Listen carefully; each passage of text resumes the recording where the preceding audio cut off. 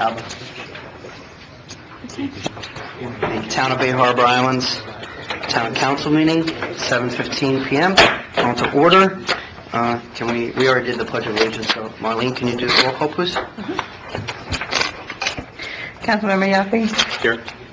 Councilmember Tricocci? Here. Councilmember Faber? Here. Councilmember Reed? Here. Councilmember Fuller? Here. Vice Mayor Bruder? Here. Mayor Leonard? Here. All present. Great. All right. Mr. your report? Dan Brea is here from Mellon, and he's going to do a report. Good evening, Mr. Mayor, ladies and gentlemen of the council. Dan Brea from BNY Mellon Wealth Management, reporting performance numbers through July 31st, 2016. The average current yield of the town's portfolios is 2.09%. Average current yield of the index is 2.37%. Average yield to maturity or yield to call for the town's portfolios is 1.12%. Benchmark 1.40%. The average duration for the town's portfolios is 3.13 years. Benchmark 4.08 years. 2016 year-to-date, the town's portfolios are up 3.36%. Benchmark's up 4.36. Annualized since inception, the contingency fund is up 4.78%. The general fund, 4.81%. And the water fund, 4.95%. Benchmark up 5.02, annualized since inception. Okay. Does anyone on council have any questions? I know there were a couple of announcements or stories about the possibility of interest rates being increased. Can you give us an idea of, what our strategy is to reacting to that? And, Yes. What your thoughts are on that? Yes. So the town's portfolios have had a shorter duration relative to the benchmark for several years now. It's been a strategy we've had for, quite frankly, all of our bond portfolios. We continue to maintain that strategy. It's expected the Federal Reserve could raise rates again in the second half of this year. There's a debate of September versus December. Our take on it right now is that it will likely be in December, not prior to the presidential election. So the portfolios, to answer your question more directly, are positioned defensively right now for rising interest rates, and I wouldn't foresee a significant change to that strategy until we have seen interest rates rise. Dan, so you're betting on only one rate increase this year, not September and December, correct? That's correct. Yeah, that's our expectation. Okay, because I know the market wasn't sure as of yesterday and They thought one thing Friday and something else today. One Fed directly. That's correct. Yeah. Any other questions? All right. Hearing none. Thanks so much, Dan. Thank you. Have a nice evening. See you in the next quarter. Mayor, I just had a few other items. Just a quick update. Several months ago, we approved a project to move some of the light poles on the causeway, making them more useful. This one, when the toll plaza went down, some of the lights were out of place, some of them were short, facing the old parking lot. The only reason we haven't pulled the trigger on that is the parts it just took an excessively long time to get all what we needed to put in. So you'll be seeing some work out there, moving the bases out, and then in the following week they'll be putting up the new light poles. So we'll have a little better lighting on the causeway. The community center, we're shooting for an opening in the first week of November. We're hoping to have most everything done in the first week of October. But as things go, to getting the furniture in and making sure everything works properly, and the library moved in, we'll get more of a date for you, but just to give you a heads up. Scott Winters Park, as you know, they put in the base, and next week the grass will be going in, and should be by Friday the grass will be installed.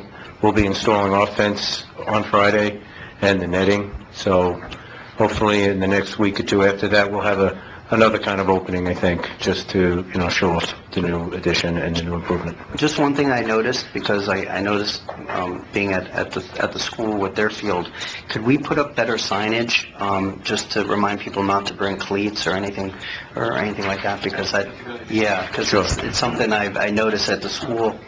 You know, they have special cleats Right. actually for turf. Yeah. Or to nail, and not to nail anything in as well. We also want to make Yeah. sure with birthday parties, he made a very good point, though. Yeah. For example, birthday parties, we don't want people bringing in their little tents and stuff like that, you puncture them. Yeah, no. Let me ask you, on the days that they have these birthday parties, whatever, maybe we need to have somebody, you know how we have an attendant, when we spend all this money on this field, I mean... We have maybe somebody that pretty much every day. Yeah, but not on birthday, not on Sunday, not on birthday parties. Like, in other words, you need to maybe charge a little, you know... We actually changed our fee schedule, because we've had a few people walk away from a mess saying, telling our people, for $25, it's not worth it. So the new rate is, it's $150, $50 to use the park, $100 deposit. So most people, I don't think, will walk away from $100. They'll pick up what they need to.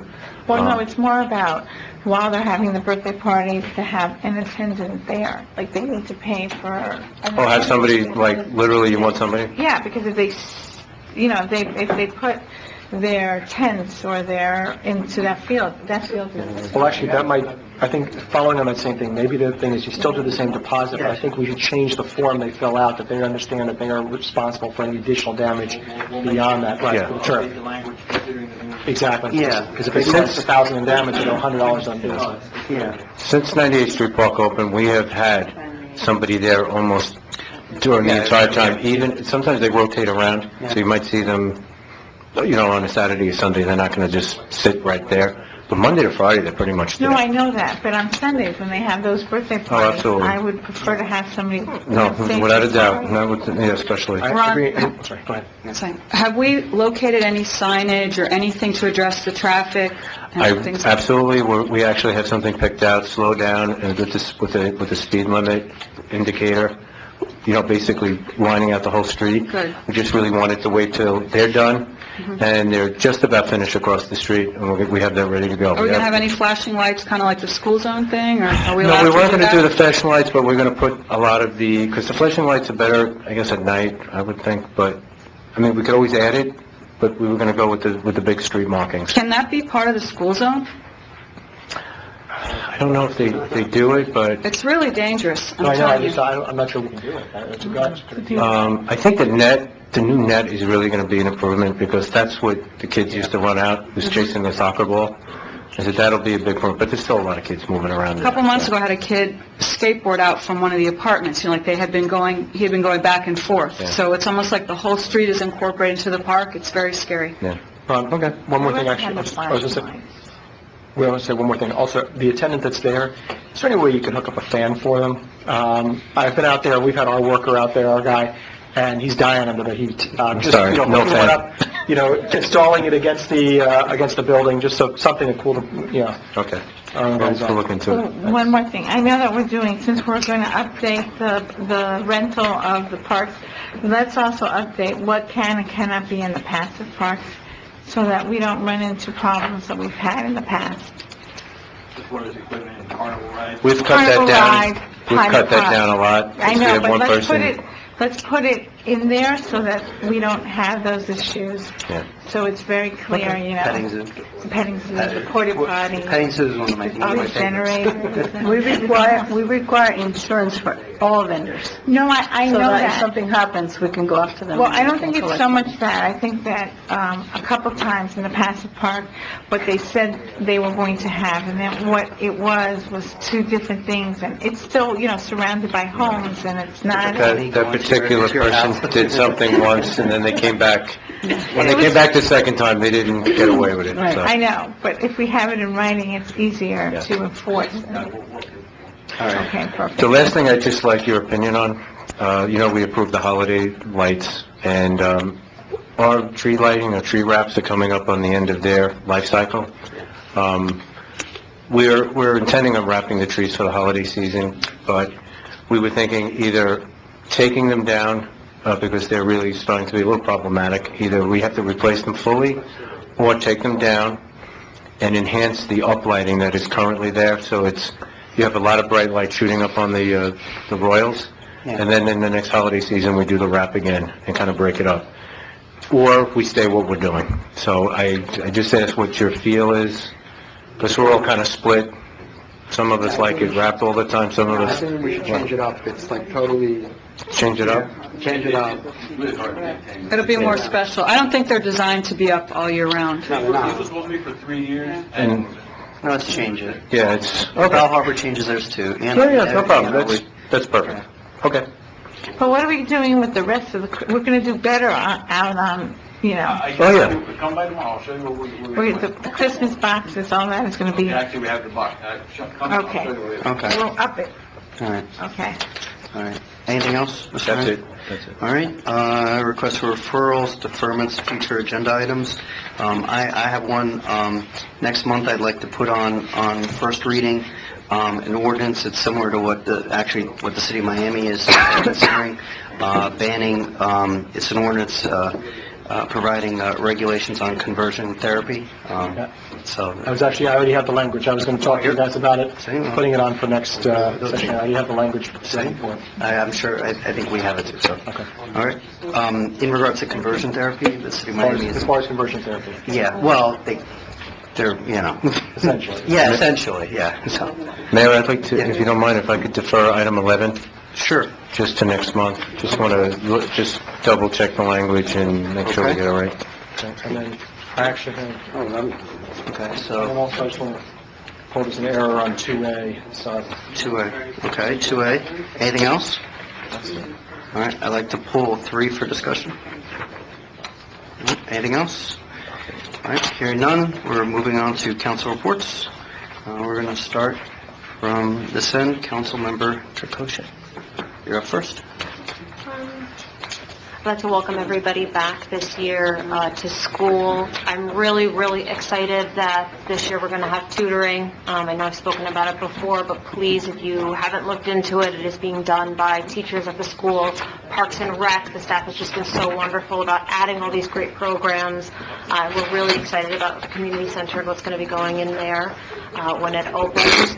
Otherwise, I attended the League of Cities. It was very informative and a great event to participate in. Excuse me. We're having a meeting. Thank you. Yeah, please. And that's all that I have. Thanks. All right, Councilman. I was able to attend a League of Cities dinner and also the annual conference, which was very enlightening, especially in the area of vacation rentals. We're going to be talking about that later. And I've also been following the controversy in Miami Beach with the mosquito treatment, the Zika threat, and also, the balance of treating with different chemicals. And different cities are doing different things. There are protests. There are a couple options out there. I have talked to the manager about it.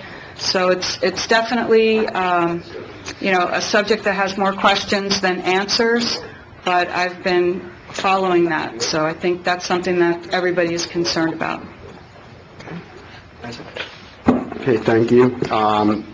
I too attended the annual convention of the Florida League of Cities, where I'm proud to announce that I was reappointed to the board of directors, and I was appointed for the second time to the executive committee. So I'm serving Susan Haney, the president of the Florida League of Cities executive committee, and I'm proud to serve in that capacity. Congratulations. Thank you very much.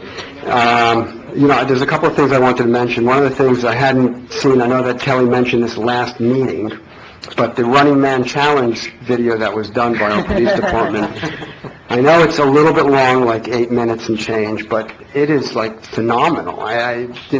Dude, I'm like into the Running Man Challenge videos. I remember it from April, but you guys really went over the top. I think it was super nice, and it was great seeing all the guys, the camaraderie and everything like that. It was really, really good. Good things are worth waiting for. Yeah. I tried to log on, and There was an issue with because of some... they pulled it down, but it's on YouTube. I think No flamingos were injured. but there were some robots that might have been injured or something like that, but it was great. They really took it seriously. The two new guys, Starsky and Hutch, whatever you call them, they're I know that they played a very big role in that, and it was great. I was really proud watching it. I mean, I showed it, we stopped the whole office for 8.5 minutes and watched the whole thing. Kudos again to the chief and to staff and the mayor that was everybody that was involved with the 9/11 ceremony. It was, that was really moving, and it was, I think we really tweaked it, and it was great. I mean, it was super hot. I got a little bit sunburned, but, I went into the shade. But it was very important, it was touching, and, I think it really encapsulated what we need to think about on 9/11, and I was glad to be part of that as well. And, that's really it. I'm sure there was some more stuff, but I'll make it short. Josh? I'll keep it short. I also attended the Florida League of Cities annual convention. It was a wonderful convention. I was happy to be reappointed to the Growth Management Committee. In addition, yesterday's 9/11 ceremony, I was there, and it was fantastic. I mean, again, just like Isaac said, kudos to all the staff and also the officers and quite honestly, all the personnel, all the uniformed personnel that were out there. You guys all did an amazing job. Well, I would repeat that also with respect to the 9/11. I don't want to belabor it, but I mean, it was a great event, and I really appreciate all of the officers and the youth academy that you have, going on. It was very well attended by our young citizens, and that was great. And as well as the general from Southcom, who gave a very nice speech, in remembrance of 9/11. So I appreciated the efforts of everybody from the town in organizing that event. I too attended the League of Cities Convention, Miami-Dade League meeting in North Miami last month, and I was reappointed to the Finance, Taxation, and Personnel Policy Committee, and this year President Haney appointed me also as the chairperson of that committee. So we'll be meeting over the next several months to develop policy positions for purposes of lobbying our legislators later on next year. Stephanie? Good evening. First of all, we have a new restaurant in town, a new Brazilian restaurant in town. And so if you haven't tried it, please go to it.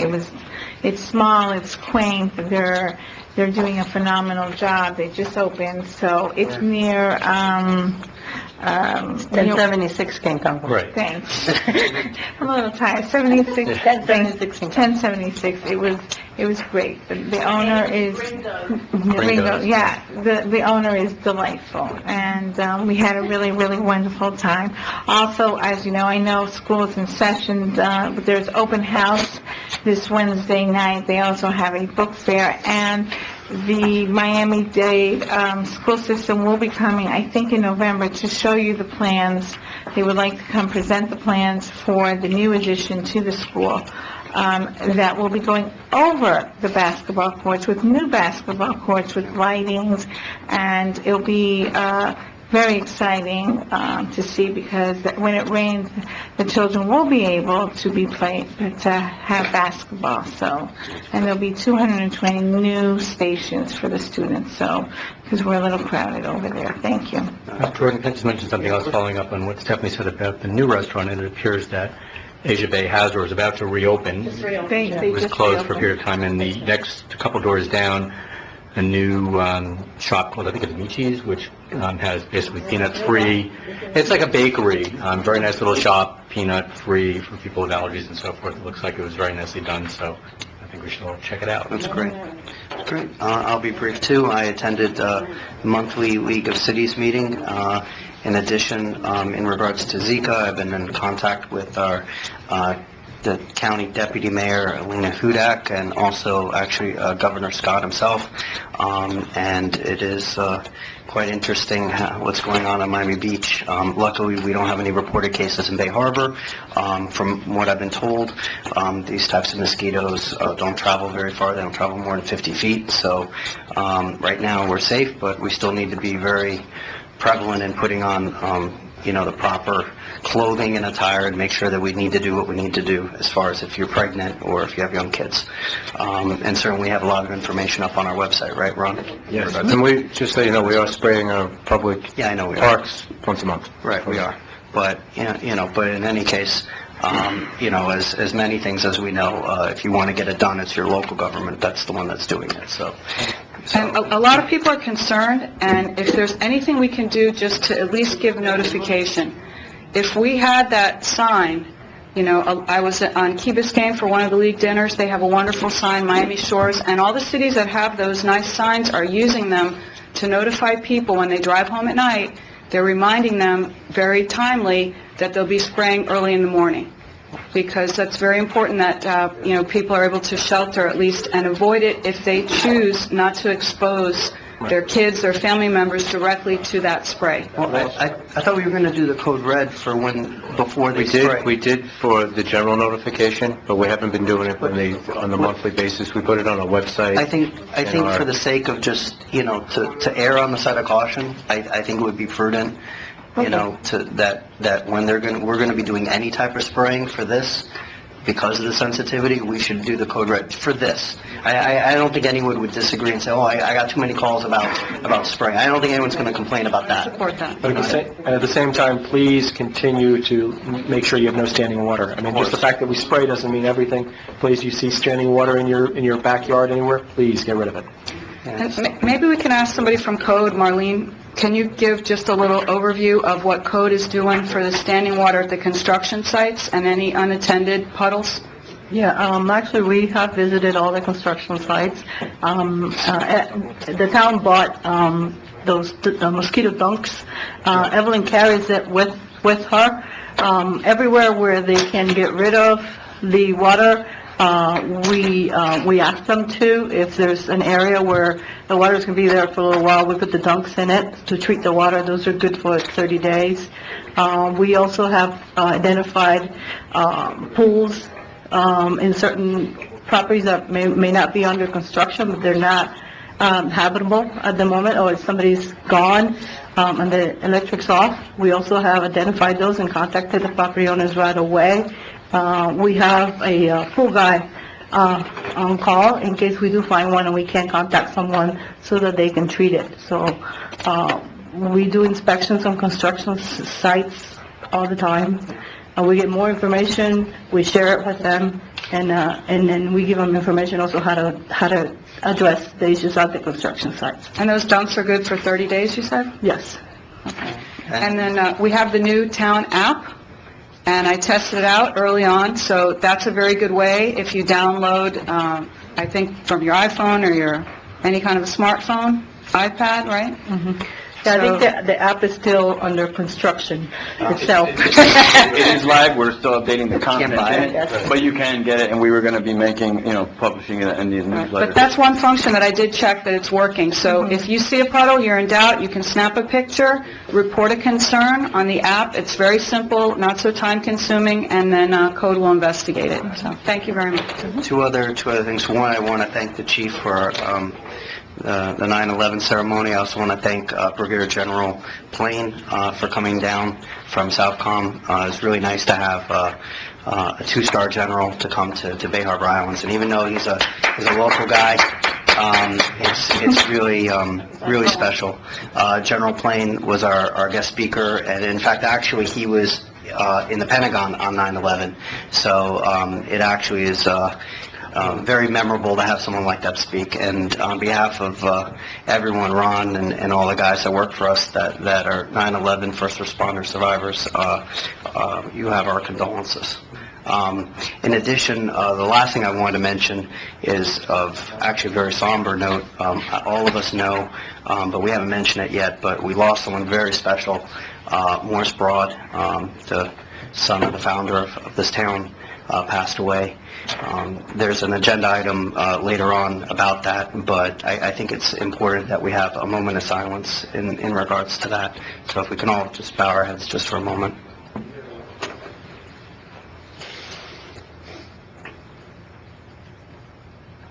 Thank you.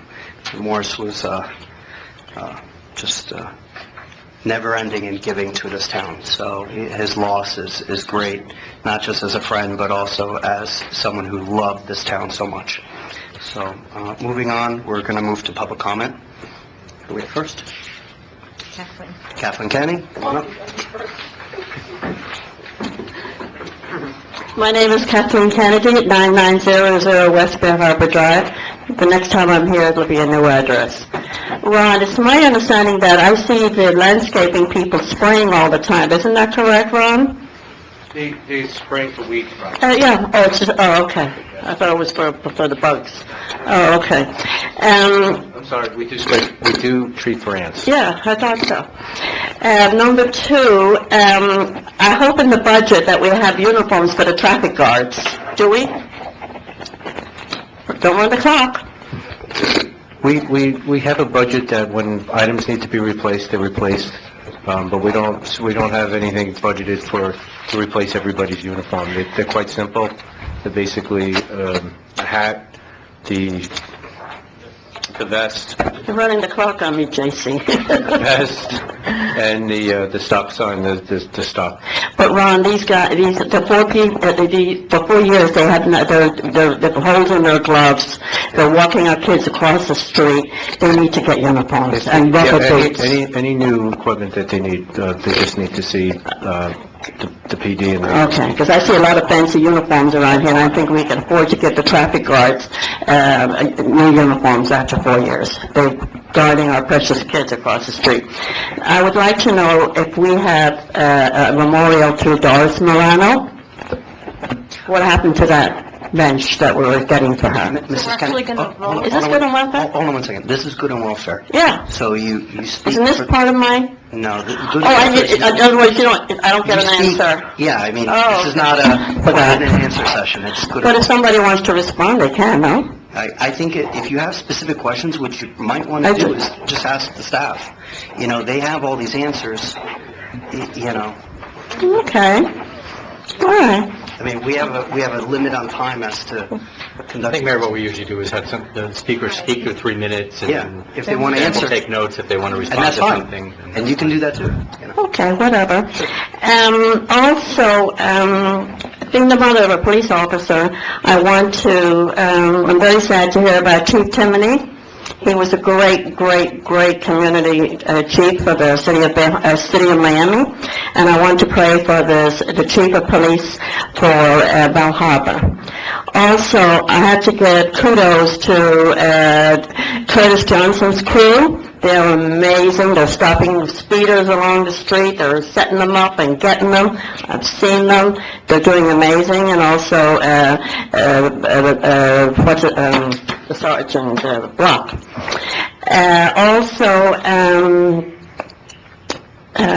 Just one other thing. I remember, I'm looking at the budget, and there was $300,000 for cameras. Did we ever spend that money? I'm not sure what cameras you're talking about. We did install all the LPR cameras that check your license plates as you pass by them. And we were going to put some more in, which we did. Now we're investigating new cameras that will capture your license plate and also capture your image. So there's a little more to it, there's more storage, they're a little more expensive, but to be ready if one of the cameras, our cameras work pretty well. When they start to be replaced, we're going to look to replace those cameras with things that could see the people as they're leaving or going by it. Just so you know that we've had them for a couple of years, and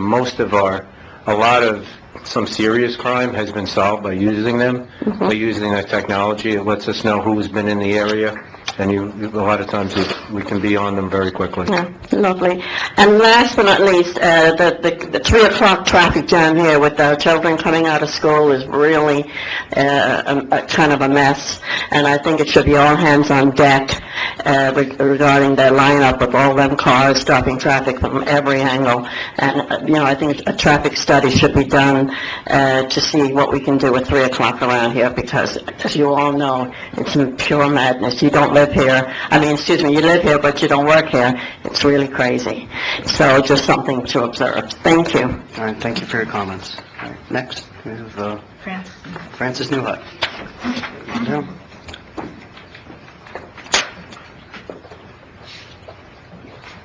Francis Newhut, 1060 Kane Concourse.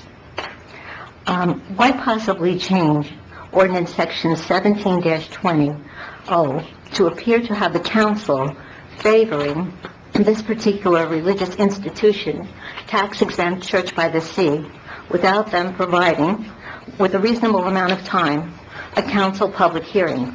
Ordinance section 23-5, 8.1. Why, when council did not approve this particular exterior business sign for a second and third floor religious institution at the following planning and zoning board public hearings. That was on 5/17/2016 and 6/19/2016. Tax-exempt Church by the Sea's site plan included an exterior business sign stating "Design meets code" by the Belle Bay town planner, who's on the DRC committee, and the town manager. Why, under government due process, does the following exterior business sign also appear as spot zoning? Council possibly approving a second and third floor religious institution, tax-exempt Church by the Sea only, with an exterior business sign facing King Concourse. Why was another religious business institution located on the second floor required a council public hearing and council approval without changing this ordinance section 17-20 to allow religious institutions exterior business signs? Also, why is Bell Harbor Commercial District exempt from providing signage for their religious institution, Church by the Sea? And why is the town's hired consulting attorney overlooking our town bylaws? Ordinance section 23-5, 8.1 of having public hearings by council. And the other one was ordinance section 17-20, which is businesses are located on the second floor of a building or higher are not permitted any signage other than door signs and building directories. With an opinion of the town hired a town attorney instead of local government, meaning yourselves, taking into consideration this harmful effect of this church. Therefore, why aren't taxpayers asking council why this particular religious institution, tax-exempt Church by the Sea, that will possibly cost the town millions in lost tax revenue, being favored with Bell Harbor Shop's expansion? And are these three towns, meaning Bay Harbor as well, working together on 96th Street? Because I don't think so. Thank you. Thank you for your comments. Just Mayor, just so you know, I don't answer for Val Harbor, obviously, and West Surfside. And everything that we've been doing with Church by the Sea, we've been following our code and the advice of council, particularly Stanley Price, Craig, and Frank. So, of course. Public comment. Anything else? All right, no more public comment. I'm sorry. Come on up. Mr. Martino. Good evening. Thanks. All right. Pardon me. Good evening, Vincent Martino, 1050 93rd Street. I'm not sure if this is appropriate, but you'll let me know. Ron mentioned about the holiday signs coming up, for the holidays. And it seems to me that the town would benefit by having maybe 2 or 3 different types of, I think they're called banners, that could be posted on or put on, I guess, light fixtures or the light. I notice all around different communities in the area, Miami Beach, Surfside, etc. They have those up. They have some that can be put up for federal holidays. You can leave them up for, a week or 2. Otherwise, welcome to Bay Harbor Islands, maybe with our logo on it.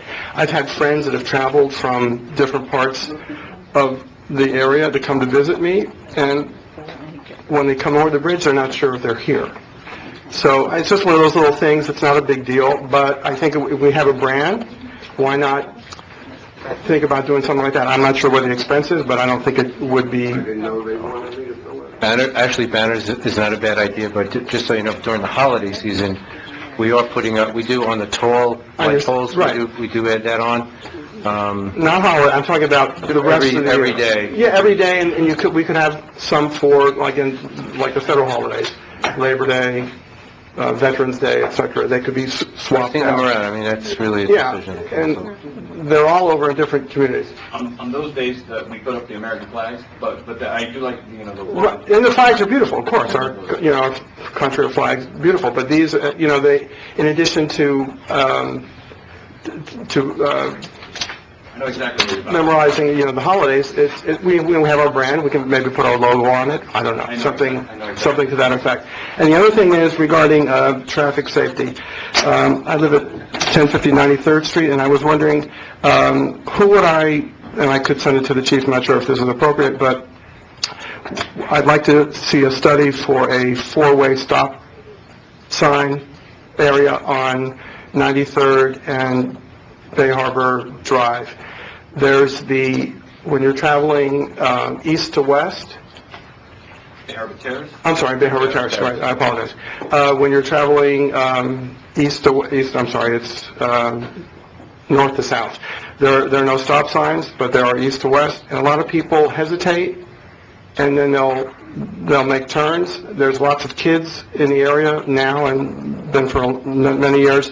And I've just noticed in the last couple of months driving home that there's been a couple of stop and goes and near maybe little accidents or fender benders. But for the most important part would be, for the kids. There's lots of kids, skateboards, rollerblades, etc. And they come out and they kind of hesitate and not sure if they should go. Maybe a four-way corner stop signs would be appropriate. I'm not sure. I could write send an email to the chief and copy We'll make sure or it gets it. whatever you want to do. We'll look into it. Okay, thank you very much. Thanks for your service. Thank you, Vincent. Thank you. All right, next we have Mr. Tate. Come on up.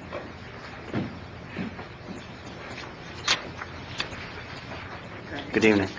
Thank you. As you all know, my name is Stanley Tate. I also want you to know that this table and this chair and the wood paneling behind you, I paid for. When I built this town hall in 1976, they were short $27,000.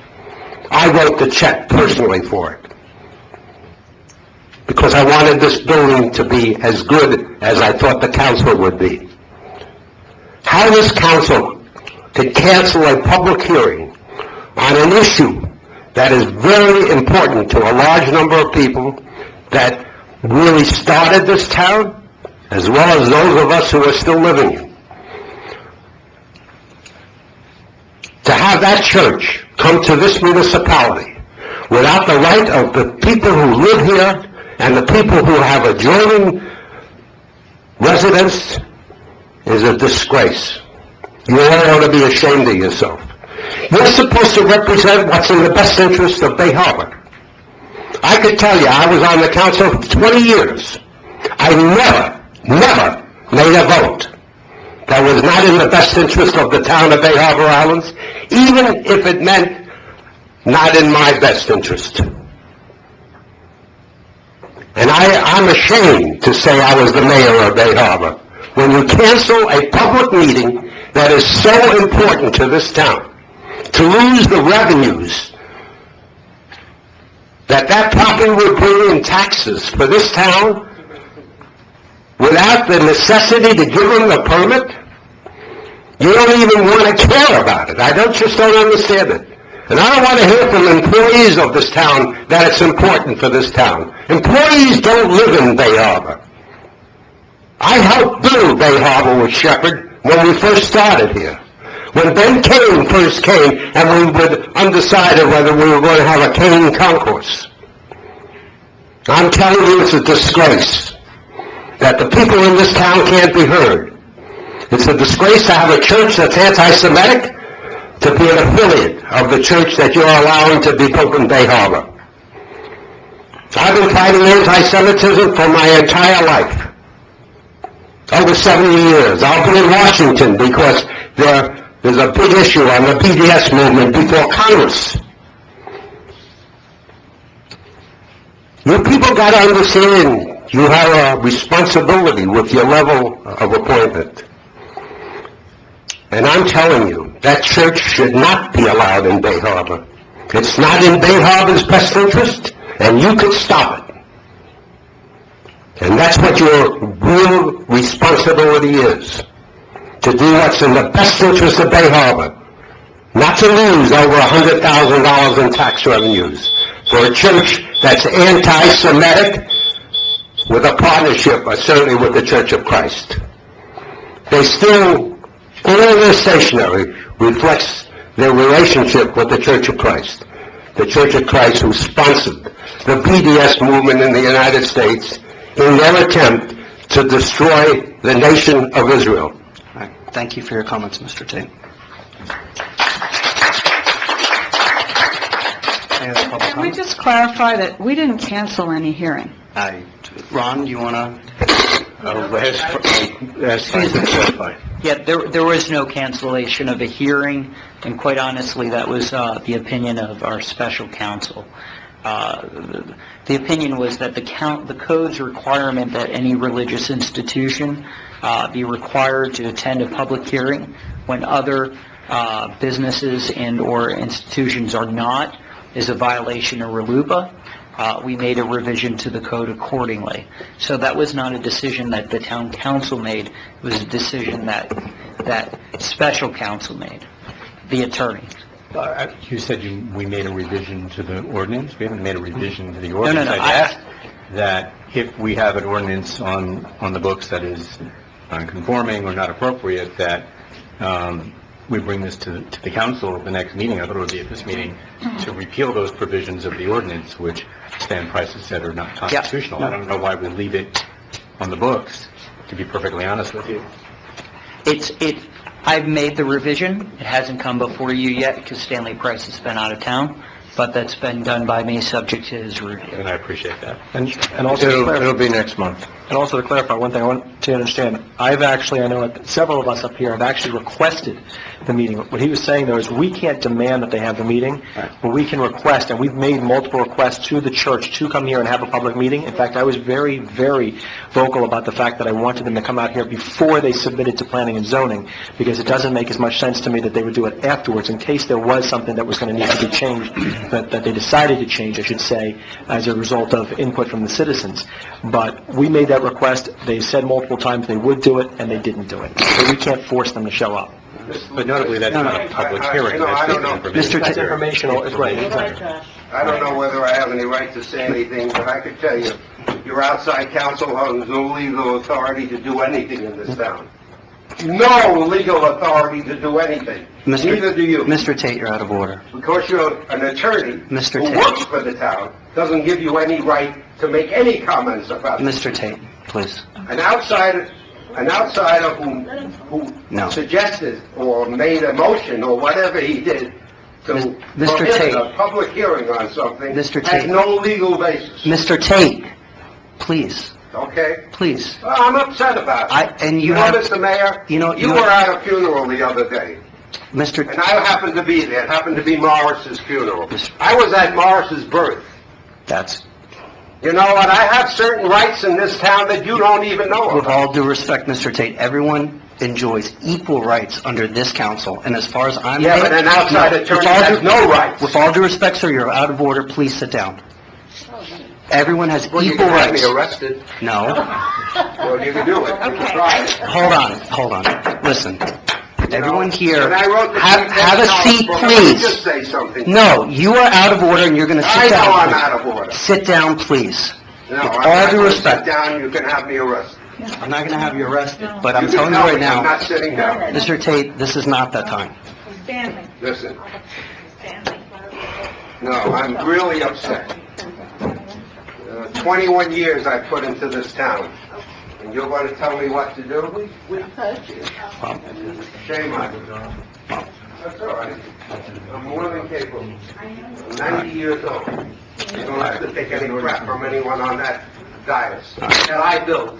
All right, Mr. Meyer, and I will ask everyone, regardless of how we feel politically, whether you vote for me or not, everyone is going to be treated equally and have equal time. And with all due respect, I would ask that when it's not your time to speak, that you don't make any remarks, don't shout, and give respect to everyone else's opportunity to speak and everyone on this dais. And it's the only thing that I ask. That includes everyone. Now, Mr. Meyer, it's your opportunity to speak. Victor Maya, 1155 103rd Street. And Mr. Tate is exactly 100% correct when he says that there has been nothing done by this council with respect to dealing with this church. For months and months and months that this has been going on, there has been just a deafening lack of leadership. I mean, it's amazing to me how we can allow this to continue and put it all in the hands of an appointed planning and zoning board to deal with all of these various issues. I mean, I was at the planning and zoning board meeting months ago when they tried to argue that this huge, giant cross, on the face of the building was an architectural feature, and not a sign. And Stanley Price was going to research this issue. All of a sudden we've got sign ordinances as reasonable accommodations. There's no reason for this town council to have to go to an ordinance in order to provide a reasonable accommodation under the law. It's just an obligation to do it. There's no need for ordinances. But this church has been allowed to come in sort of march step by step over the last year without any single guidance, any single meeting.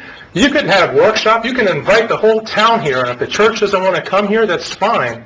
But at least you can hear the citizens regarding how they feel about it. It's just amazing that you're just willing to just put off all of your responsibilities because Stanley Price says so? Because a statute, because of an opinion of a court of appeals issued, over 10 years ago that has since been analyzed and reanalyzed and applied and reapplied in numerous different ways for and against municipalities. And you're just willing to just sit there and take it and allow it to happen.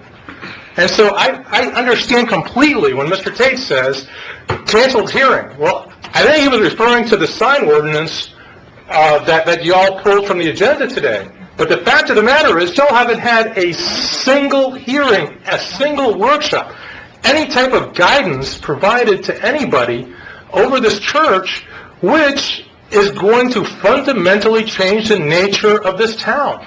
A church that has been over the bridge for, 30, 40, 50 odd years and hasn't provided anything to this community in any way, shape, or form. And so I firmly agree with Mr. Tate. This council really needs to show some leadership on this issue, and to hide behind the cloak of Stanley Price is just gutless. Thank you. Thank you for your comments. Well, I want to first say that we have invited the church before to come before us and to have a discussion. So again, I will reiterate again that I would love for the church, for somebody, a representative or anybody, to come to have a dialogue with them in discussions about many issues. And I have directed the manager before, we'll direct the manager again to please informally or formally ask them if they would come before us or also to give some literature in writing about who they are and what their programs are, because there's a lot of miscommunication. So I would like it also in writing, what it is that they're planning on doing, who are they and what are they, because, there's so much out there. And I think that if they are coming, we need to, have a workshop, have our community know who they are, so that They would be willing to do a presentation and a workshop for the community. Can you send a letter out tomorrow? Now, Ron, they have not been I don't willing think that's to do true. it. Actually, They've ignored every invitation. They have. In fact, I actually called out the Reverend one time when the Reverend was here at one of the meetings and actually asked him point blank if he would come out and actually have a workshop, and he sat silently right there. Even though when I talked to him privately, he said he'd be happy to do it. Can you put it in So I writing? may have yet to do it. I mean, can you I will write a letter I and will send invite them. it, email it tomorrow? Get a date. And formally ask them, because I know we've asked, but, we want Put it in writing. to, we would like a date, a workshop, not a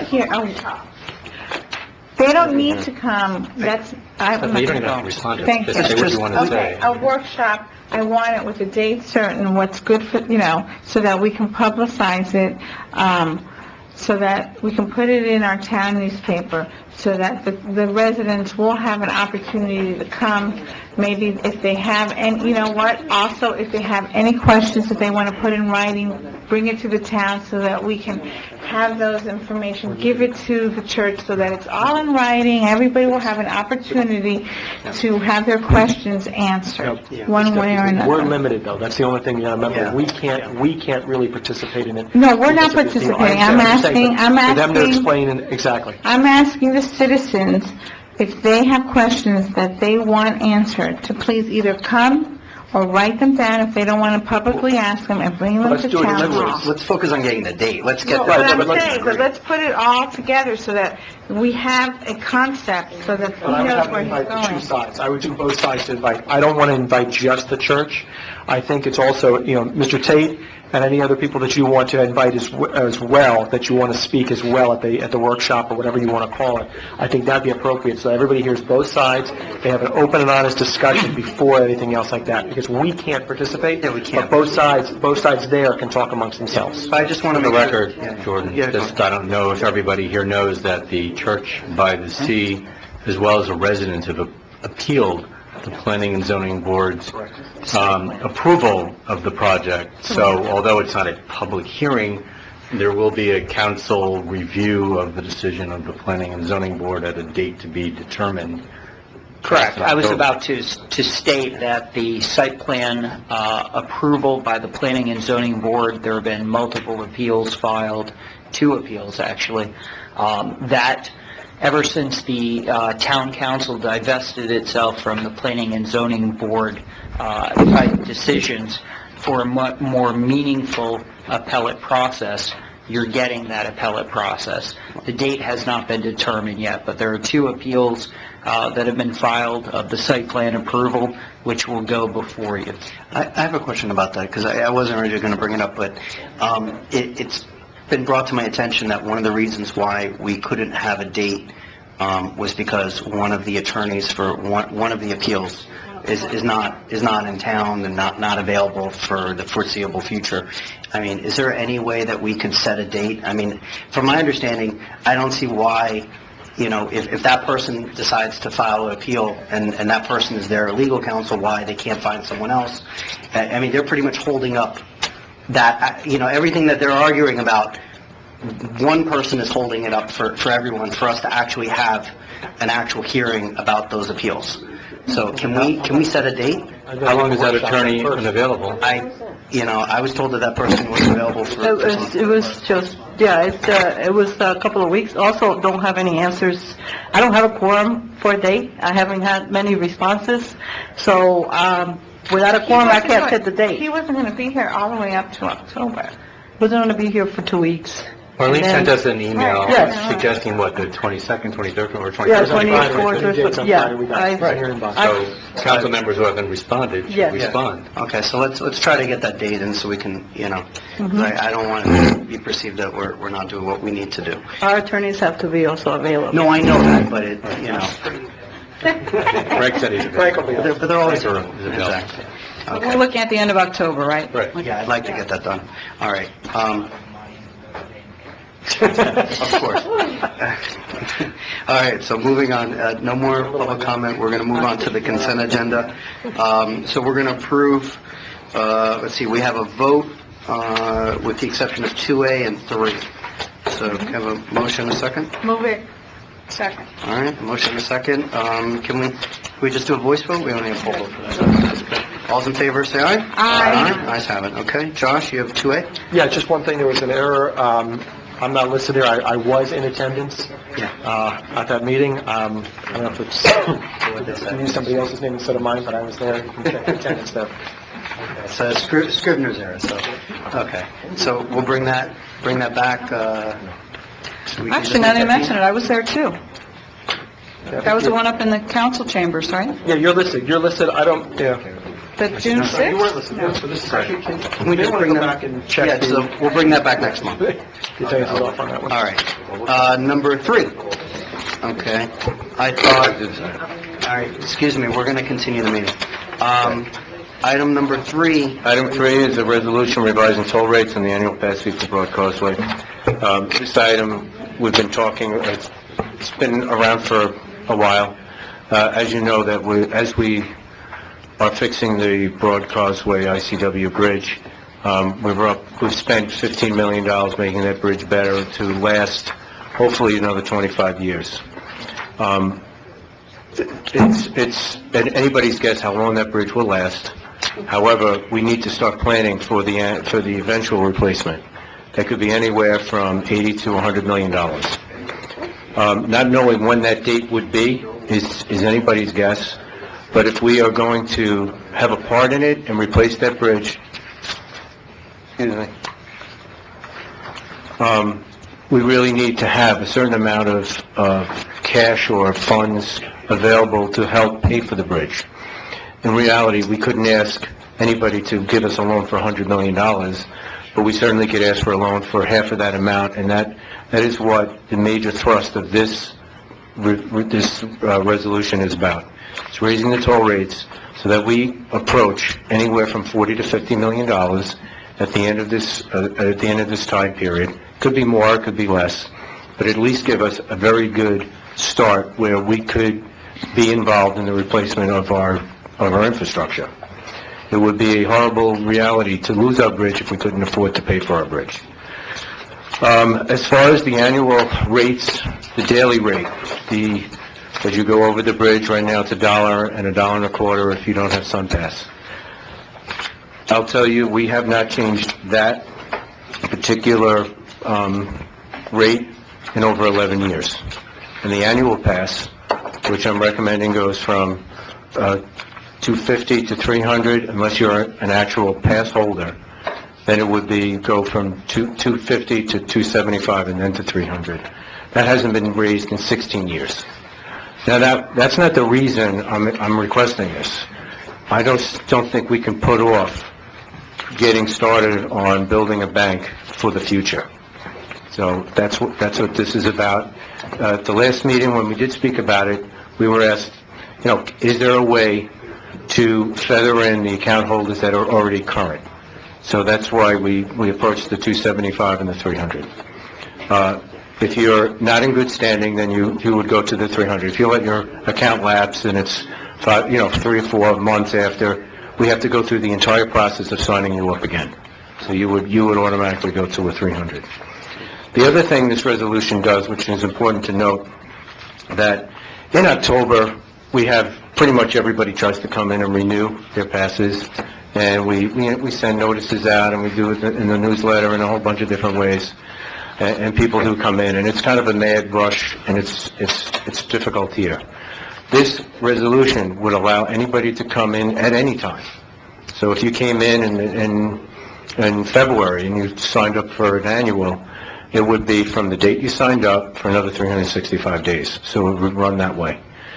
This would also do another thing, which is good for us, because then people would just come in whenever, that we wouldn't be tied to a date. So it wouldn't be a mad rush around here in September, October. The other thing this would do is eliminate the proration, which is another very difficult thing that we have to track. We would now offer a 6-month plan. Anytime you came in, you would get your plan for 6 months, and it would be $175. So this way, it would eliminate the, depending on the October rush, and going back out, and prorating it out for that time. So then you're going to have a system in place where every day, basically, you're sending out renewal notices, because if... We don't send them out. When persons come in, they renew.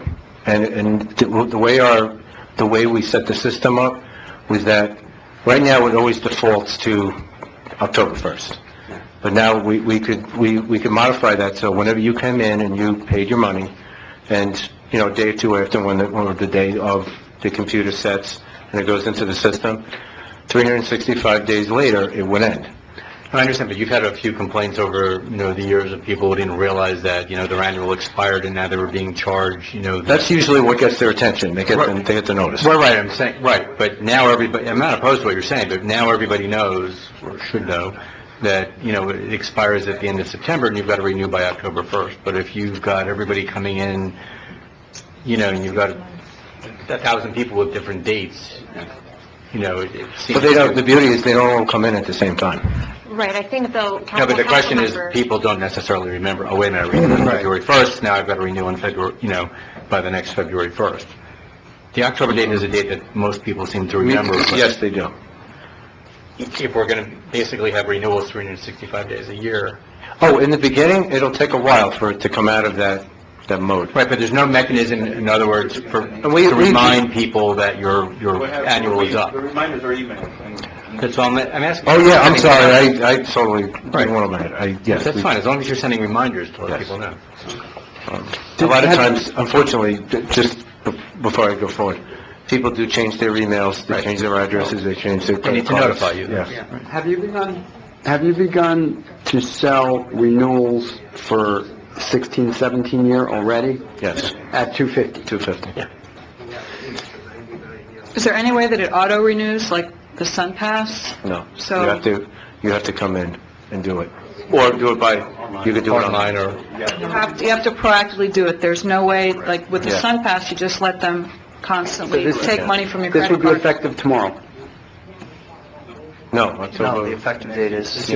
Oh, it's for next renewal? If they're in good standing, No, there's two effective dates. The January. effective date for the There's January, annual pass, which and then the effective date for the actual increase. No, but the annual passes expire September 30. If you've begun renewing, you've already begun renewing them at 250. It's not going to kick in for a year for the annual. Oh, so this is for... Just remember, if you remember- And this is for next year? Exactly. If you remember last time, I was the one pushing for grandfathering, so we still maintain it at 250 this time, go to 275 and then 300, so it's staged.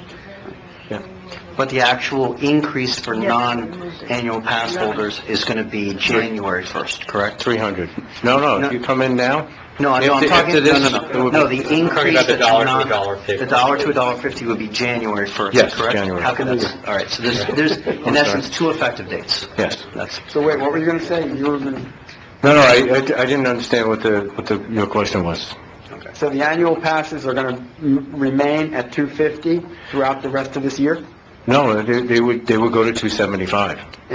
No, not You if have they've to- already, not if they're... If you've already renewed, you've already renewed. Right. you got, You renew today, or, when did you begin accepting renewals for next year? Last month, they've been trickling in. Okay, so in other words, you got lots were of- smart enough to renew. So tomorrow, the rates change if this is passed. Yes. Yes. So if you actually read through our agendas and you knew...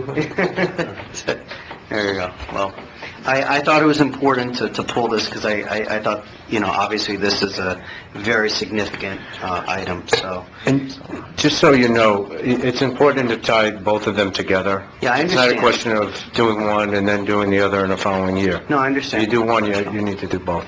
Absolutely. All right. Does council have any comments, questions? Could we change it so that, let's say, for those of you that are renewing timely, right, so up to September 30th, that it remains 250, and then once it's October 1st, if you renew after that, that it's 275? This I way, like that for people idea. who I are like that. timely, That's fine. they're Right. paying the same amount, there's no shock to them, but if you let it lapse, then you're going to move to 275 as of October 1st. I like that. I like that. Make, That I like. Just so that we have like a little grace period. And it makes sense For the this rest of way. September. Yeah, you're not gonna have all this You're moving that, I'll second it. I'm moving that. I'll second it. All right, so as, So we got to move forward, okay. all right. So does any other discussion in regards to this? All right. Well, I think that should be an amendment to the... Okay. it will be. It was It plus, will it be. should be- All right. All right. All right. All those in favor? All right. We don't need even a poll for this. All in favor, say aye. Aye. Anyone against? Okay, very good. All right, that's out of the way. We are on for item number 7. Item number 7, approval of an ordinance on second reading, amending Chapter 16, the Employees Retirement System to implement the recommendations of the Board of Trustees Retirement Board regarding enhancements to the general employees' benefits under the retirement plan. An ordinance of the City Council of the Town of Bay Harbor Islands, Florida, amending Chapter 16, the Town of Bay Harbor Islands Employees Retirement System of the Town of Bay Harbor Islands Code of Ordinances, providing for an increased benefit multiplier for general employees, providing for an increase in their retirement subsidy for general employees, providing for a partial lump sum payment option for general employees, providing for several days, providing for qualification, and providing an effective date. I'll move it. Second. We have a motion, a second. Any comments? All right, hearing none. Hold vote. Councilmember Yaffe? 4. Councilmember Trocchi? 4. Councilmember Salver? 4. Councilmember Reed? 4. Councilmember Fuller? 4. Vice Mayor Bruder? 4. Mayor Leonard? 4. Thank you. Number 8. Consideration approval of an ordinance on first reading amending section 20-9 of the town code, increasing the monthly base and flow charges of sewer service. That's a pass-through from the county. An ordinance of the Town of Bay Harbor, Islands, amending Section 20-9 of the Town Code, increasing the monthly base and flow charges for sewer service, providing for penalties, providing for severability, providing for codification, providing for an effective date. All right. Motion? Move it. A second? Second. All right. Any discussion? Hearing none, poll vote. Councilmember Fuller? 4. Councilmember Reed? 4. Councilmember Salver? 4. Councilmember Chicoche? 4. Councilmember Yaffe? 4. Vice Mayor Bruder? 4. Mayor Leonard? 4. Unanimous. Number 9. Item 9, consideration and approval of an ordinance on first reading amending section 9-38B of the town code, increasing the monthly solid waste fees. An ordinance amending Section 938B of the Town of Bay Harbor, Islands Code, increasing the monthly solid waste fee, providing for severability, providing for codification, providing for an effective date. All right. Motion. A second, please. Move it. Second. All right. Motion. A second. Any comments? All right. Poll vote, please. Councilmember Yaffe? 4. Councilmember Chicoche? 4. Councilmember Salver? 4. Councilmember Reed? 4. Councilmember Fuller? 4. Vice Mayor Bruder? 4. Mayor Leonard? 4. Unanimous. All right. Number 10, please. Approval of an ordinance on first reading requested by Councilmember Reed, amending section 23 of the town code entitled zoning and planning to regulate vacation rentals on the East Island. An ordinance of the Town Council of the Town of Bay Harbor, Islands, Florida, amending the town's code of ordinances, amending Chapter 23 entitled Zoning and Planning to create Article 6 to be entitled Vacation Rentals, providing for the regulation of vacation rentals of the East Island in the multifamily residential district, providing definitions, providing requirements and standards for safety and operation of vacation rentals, providing a process for issuance of certificates of compliance, administration, penalties, enforcement, and vesting, updating the list of permitted uses in the RM1, RM2, and RM3 zoning district, providing for severability, providing for codification, and providing an effective date. I'll move it. Second. All right. Motion. A second. Councilmember Reed. Can we have Mr. Miller make a presentation, an overview, please? Sure. And note that there were just 2 minor changes that were submitted late to the original packet that's online. Good evening. Michael Miller for the record, town planner. This item is something that the council has been interested in for some time now.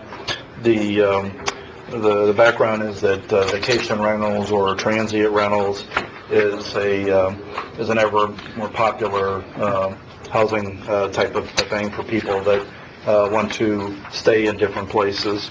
It's an international thing, but it's become a problem in some communities where people rent out their homes in a, it could be even a secure gated community or something, and it turns into a party house, that kind of thing. So many communities have become more interested in regulating these types of things. Prior to 2004, the town discussed this initially and passed a regulation to ban vacation rentals entirely on the West Island, the single-family island. There were some state laws that went into effect that banned local governments from regulating these anymore, but if you had something on the books before the legislation in 2004, then you were grandfathered in with those. Since then, there has been some changes to the law, and many local governments are approaching this by drafting some regulations. We cannot ban them entirely, but we can regulate them. They are considered a business activity in many places, and they're required to get licenses.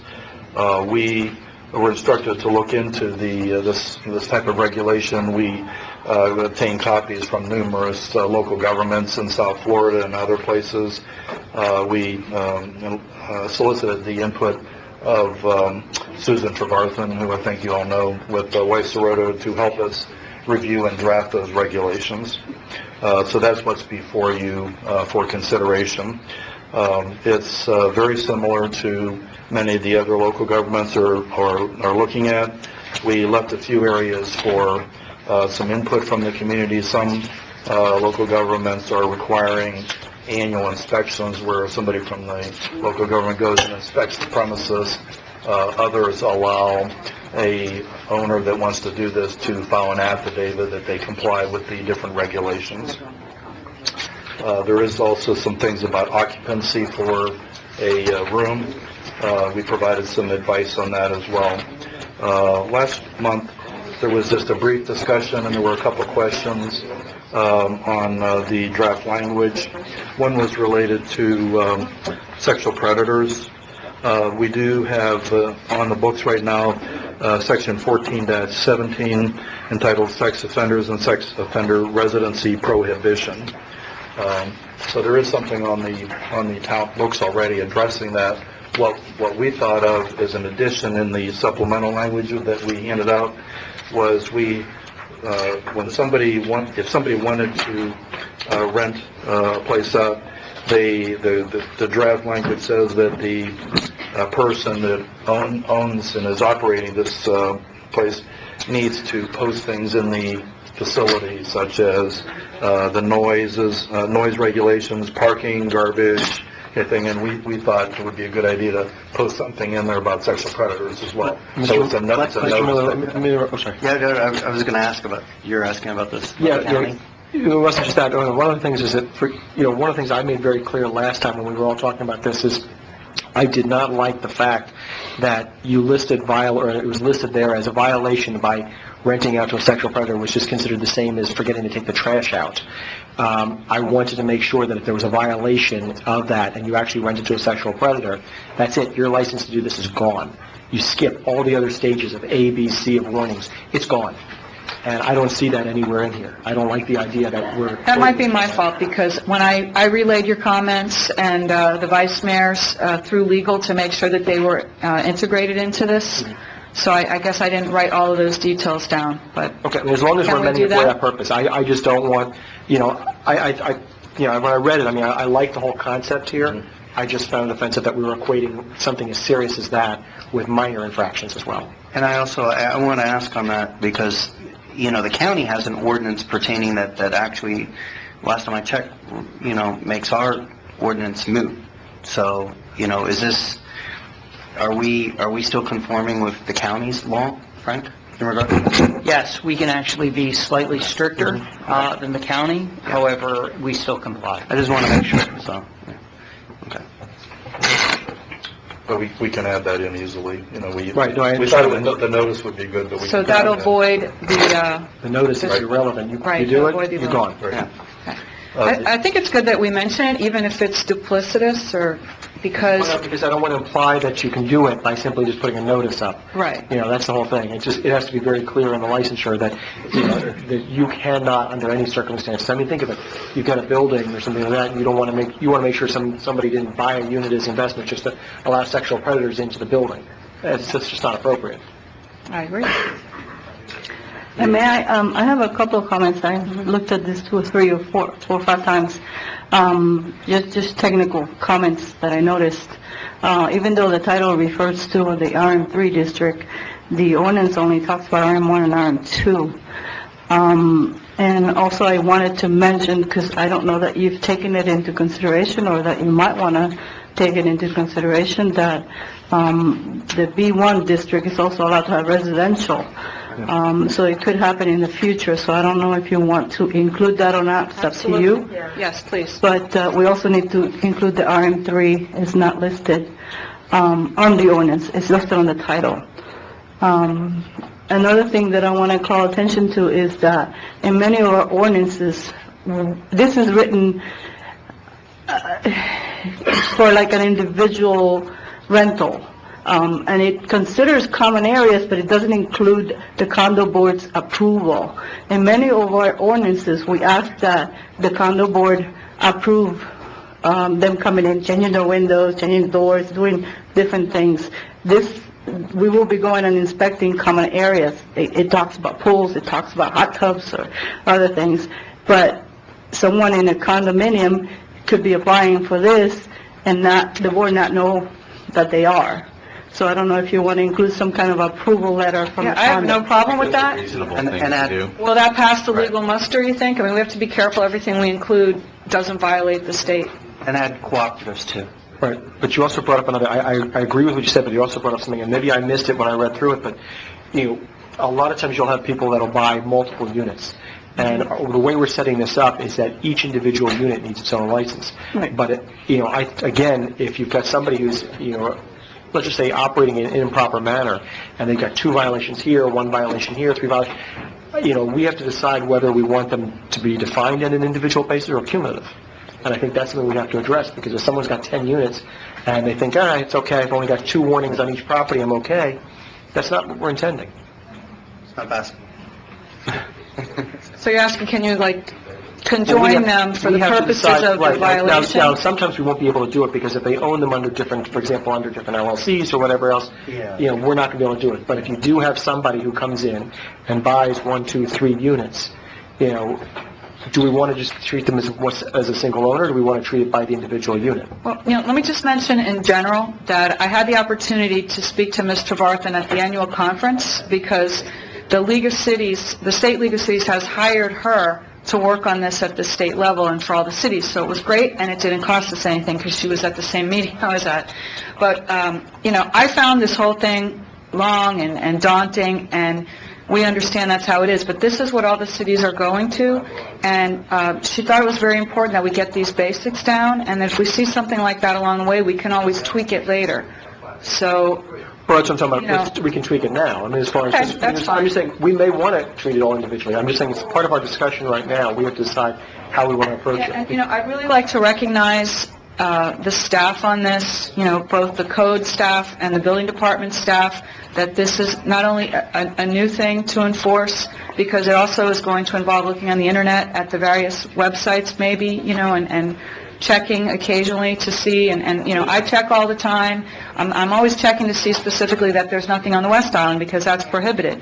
So, I'd like to thank the staff for being very, courageous and willing to go along with this, because it is new, and it will be laborious in the beginning, but like you mentioned, Josh, there would be some fees to hopefully cover all of that. So that would be fine. I don't have a problem including... Well, I'm what not you sure if we mentioned. want to. As far as purpose discussion, what is the general consensus? And Elizabeth's I love... schools and stuff, right? Just trying. I love your point, and it's such a great point. When you have an ordinance or something like this, there's always going to be somebody who tries to work around it, and I do think it needs to be cumulative. I think if you have multiple units, there needs to be a baseline that there is, where, maybe not your first time, because God knows if you have 10 units on an island, you're going to have it happen once, hopefully, and have it, that be it. But there needs to be a baseline that we have that is cumulative, I think. Okay. Well, I'd like to ask staff, as far as, because obviously this is a new rule, so between the building department and the clerk's office, do we have enough staff, and excuse me, please let us, this is our council meeting, please. So, in regards to staff, is this something that we're appropriately staffed for next fiscal year to do this? Jordan, I would say that we have to kind of see, walk it through, and if we can't handle it, we'll let you know. But I think we'll make our best effort, and we'll go from there. I'm sure there'll be a couple of stumbles, but we'll just, I think Learn from Lauderdale by it, the learn from Sea mistakes. also is implementing something very much like this, and, they're a small city as well, so we're kind of on the forefront, but I'll remind you, we had a complaint that I forwarded to Marlene a couple of months ago, and there was really nothing that could be done. It was in, the 100th Street and West Bay Harbor Drive area. So without anything, there's just nothing at all we can do with these. So we've got to have something, and, I want to thank you, Mr. Miller, for putting this all together and adding all these other things. And there were a couple of things we have to also decide, that the highlighted things, so, Right, I just wanted to mention the other editing comment from the last meeting. Someone asked that we say that the subletting is prohibited, so that'll go in there. It's on page 4 in 2372. subletting, you mentioned. Yeah. Then as far as the maximum occupancy, that was a little complicated.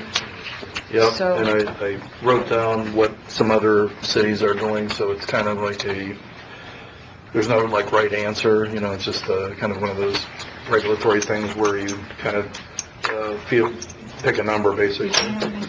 I had recommended things based on my research of the statutory provisions and the Miami-Dade Code. I don't think it should be per unit, because, you know, a unit could be 3 bedrooms, or a unit could be a studio. The sleeping rooms? So, per square foot, or per bedroom? Yeah, what do condos do? Don't condos usually have a regulation per bedroom? I don't know, you know. It's a typical typical 2 people per bedroom. Yeah. I mean, you don't want situations where you've got like a dozen people showing up into a 2-bedroom unit, and, you know, then they're basically taking over some of these smaller buildings, you know, the pool and... I would say that for a vacation rental, it's fair maybe to include the living room, because like a lot of places you go to a ski lodge, you know, they include a pull-out couch for 2 people. So, you know, I would include each room, 2 people, including the living room. No, we have this by ordinance already, don't we? No, it doesn't apply to... No, I'm saying that we already have it already created, the square footage. No. We don't? Miami-Dade County has 150 square feet per Right. person. Something It's attached like that. to We don't have one. Joe, what you're thinking of is different. No, I know what you're talking about. You know what I'm talking No, I know what you're talking about. You're not talking about what they're saying. You're talking about when we actually design an appropriate, whether it's a Right. 1-bedroom or 2-bedroom. The Right. problem there is that Right, we those do. are meant for lower occupancy. You know, Yeah. vacation rental is intended to be for higher occupancy, and we accept that. Or at least I think we do. The question, though, becomes what's too high of an occupancy? So we do have to create our own ratio. I think what Kelly said makes sense, you know, 2 per bedroom and then 2 additional for, Yeah. you know, the Because it could be little kids. couch or whatever it is. All right. Then, as far as the yearly inspection, that was another question. Yeah, some cities have shied away from that just because of the manpower. How about if we just did 1 initial inspection upon application? Would that be fair? More feasible than... More doing that. feasible? And then spot maybe inspections. upon complaint, so they get one inspection in the beginning, and then if there's a complaint, then you have the right to go back in? We should probably, but we should, well, I think we need to do one at least, you know, even if you do one every 5 years, I mean, something like Okay. that. Okay. You know, I can understand not doing it yearly, but just to maintain it after that.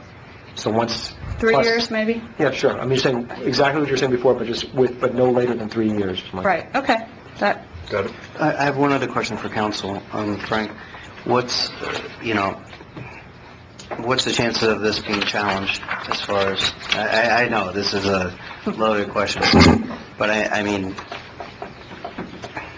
you know, it works both ways. You want to provide that quality of life, but being the first one out the gate has repercussions too. not the first. Well, I know, but what I'm saying is that this isn't, we're creating it here, pretty much, so I'm just asking, what are your thoughts on this? I would not be overly concerned with the threat of litigation in your legislative process. Okay. I would differ a little respectfully, only because if I'm looking at it from, as an attorney in the other way, you know, one of my earlier targets in that sense would be going after a small municipality where you figure that you have a better chance of coming up to some resolution if they don't want to spend the money, and therefore, at that point, you create case law that you would want that's more favorable. So that's my concern, because if something like a larger municipality did this, then... You know what, we're talking about the quality of life in the town of Bay Harbor Island. Right, That's no, really what I it mean- comes down to, and I'm not going to be deterred by the threat of litigation. If we're sued, we'll deal with it. No, but let me express that. I agree with you 100%, and I want to do this, but I want to honestly answer the question that I don't agree. I think that from a legal perspective, we would be a target. I think it's reasonable that we do this anyway, and it's the right thing to do, but I want to honestly answer Yeah, the I question. just want to think that ask we would do because, you know, just because this is something that we've been talking about for a long time, and it's finally coming to fruition, so, you know, that's all, so. And then one more thing is the time of the suspension periods, and I'd be in favor of the most restrictive ones that you have here. Okay. So, I'm sorry, one more thing. The more you look at it, the more things sticks out at you. The way it's written also, it seems like there's 3 different processes. There's a registration, there's a BTR, and then there's a certificate of compliance. It would be simpler if the registration would be part of the BTR application, and then we only have the BTR, which they're going to have to provide all that information, and the certificate of compliance, so it would be Thank you. those two. Would you have to have its own application form? Yeah, well, right? yeah, we would have to create Because that. it won't be just strictly a BTR application form. No, it'll be a different, we have 3 or 4 different kinds of BTR's application, That depending sounds on what it reasonable. is. All right, Kelly, I'm going to ask something. I mean, I just one thing. I've made it clear before, I'm in favor of this. I think you're doing the right thing. I think this is up. But with as many changes as we have here today, I hate to say it, I prefer pushing it until we see a first draft that actually looks a little bit more along the lines of what we were really voting for. I'm just hesitant to, I mean, you have my vote on this if it comes in clean. I'm not sure what we're voting on tonight because there's that many changes. Well, I would like to get it done by the end of the year. We don't meet in December, so we'd have would love to have October, it next month. November, and if we have some other snafu, then I would ask that maybe at some other, one of the meetings we might be at, that we would throw it in there as a special. But I'd like to get it done by the No end of the problem year, with that okay? whatsoever. Absolutely. All right, so this is going to come back for first reading next month? Clean. All right, okay. No problem. All right, Thank you. Thank you. All right, More discussion? all right. Number 12. Mr. Mayor, excuse me, before we go forward on number 12, I'm going to recuse myself from this matter. One of the bidders on this matter, I do business with, and actually am serving as co-counsel, representing a client in a completely different matter at this time. You got it. All right. We're going to wait until... Give you that form later.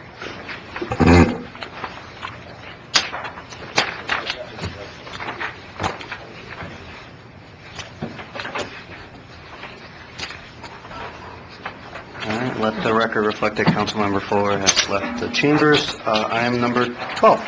Discussion and possible action on 2 bids that were received on the possible sale of a parcel of property located at the northwest corner of West Bay Harbor Drive and 95th Street. You see the 2 proposals, and you see my recommendation. I would just ask that one of the representatives of one of the bidders is here tonight, and would just ask if they could address the council. Ron, Yes. can you, My reason? yeah, your reason for recommending that we re-act? Sure. The main reason was, when I put this out to bid, it was really to ask for a proposal with no conditions. I requested that because the last time we had gone to bid, we had a very close, to where we were going to approve it. It was it wasn't, I don't want to say convoluted, but it was, complicated to get through the way they split out TDRs and parking and the property value. To make things simpler, and if you want the property, make a bid on it.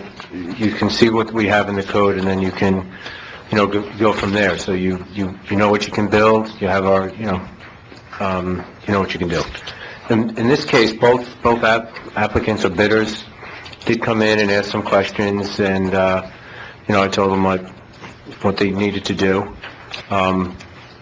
They submitted their bids, and, while one was, significant, it was $3 million, it was above the, appraisal price, it came with some conditions and a request, and one of them would be a particular use that would definitely come in front of you. The other one was, it kind of looked like the old one that we approved, which it just wouldn't work today because we've changed the code on TDRs and everything like that. So it really was, in my opinion, wouldn't have been competitive. So if it was just a clean, I just would like to spend $2.2 million for the land, that would be a different story, but that's not how it went. So that's why I suggested that we put it out again and ask for, and do kind of the same thing. We're asking for a bid on this land with no conditions. So when you see it, you just see it as somebody's buying. We had an appraisal on the Taplin land, which is a smaller across. We went out again and had an appraisal done again. And how much did that piece of property? That we just received that back, it was for $2 million. It was up a little bit from the last one. And when was the last time we did an appraisal on this piece of property? It was about a little bit before we went to bid. So it's got to be 7 months ago. Yeah. I think the prices are too, I'm not in favor. First of all, it's with no contingencies. Anybody who comes before us who wants, so many contingencies. I don't even want to hear. I'm not interested in even hearing the proposal because they, whether it's 3 million, if you want all the contingencies and you start adding up what those contingencies are, it's not $3 million anymore. I don't disagree with what you're saying, but I think it's not so much that we wouldn't go back out to bid. I think it was just what they're looking to propose, what their proposal was. So even if it gets rejected, they're just asking that they would like to talk about the use. And if you want to grant them that opportunity. So it's really your decision. I mean, first of all, before we even talk about use, we have to, there's no point in talking about use if they're not willing to even, if they don't want to contemplate not having any contingencies, there's not even a discussion of use. When I say contingencies, if I said that, I meant conditions. So you buy a piece of land, you buy a piece of land, you know what the codes are, you follow the code, and then you come before planning and zoning like everybody else. Yeah. The big issue here would be the site, it would be reasonable for a site plan approval, but their site plan approval is connected to a use, a particular use, a mini storage. Is it an allowed use? No. It would come before you. It would come before you, and that was it. I'm not interested in hearing something that's not. Motion yet? Are we, this No, conversation? it's discussion items, so okay. you don't necessarily need a motion. I mean, we do have some public comment though, so. Do we want to do those first and then? Yeah, let's do that. Vincent Martino, on down.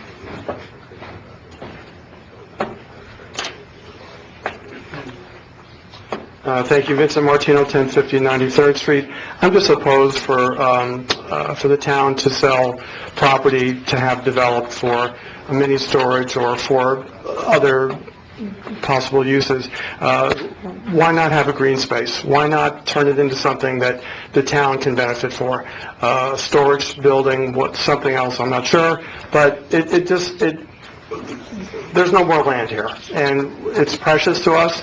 We don't have enough green space, and I think it's something that the council has to really consider before they even venture into that. Now, we were contacted, our association was, by one of the attorneys, and I spoke to them, and very nice gentlemen, and they're going to send us a packet with some information, renderings, etc., and we will distribute them to our association, and I am not going to give my opinion, but as a person here, I will, but I'm not for it, and as I said before, we will pass out the information to our board members and our association members, and they can decide and give some feedback, yes or no. But as far as selling more land to have it developed for, in this case, a mini storage, I'm opposed to it. Thank you. Thank you for your comments. Name, Wayne Pathman?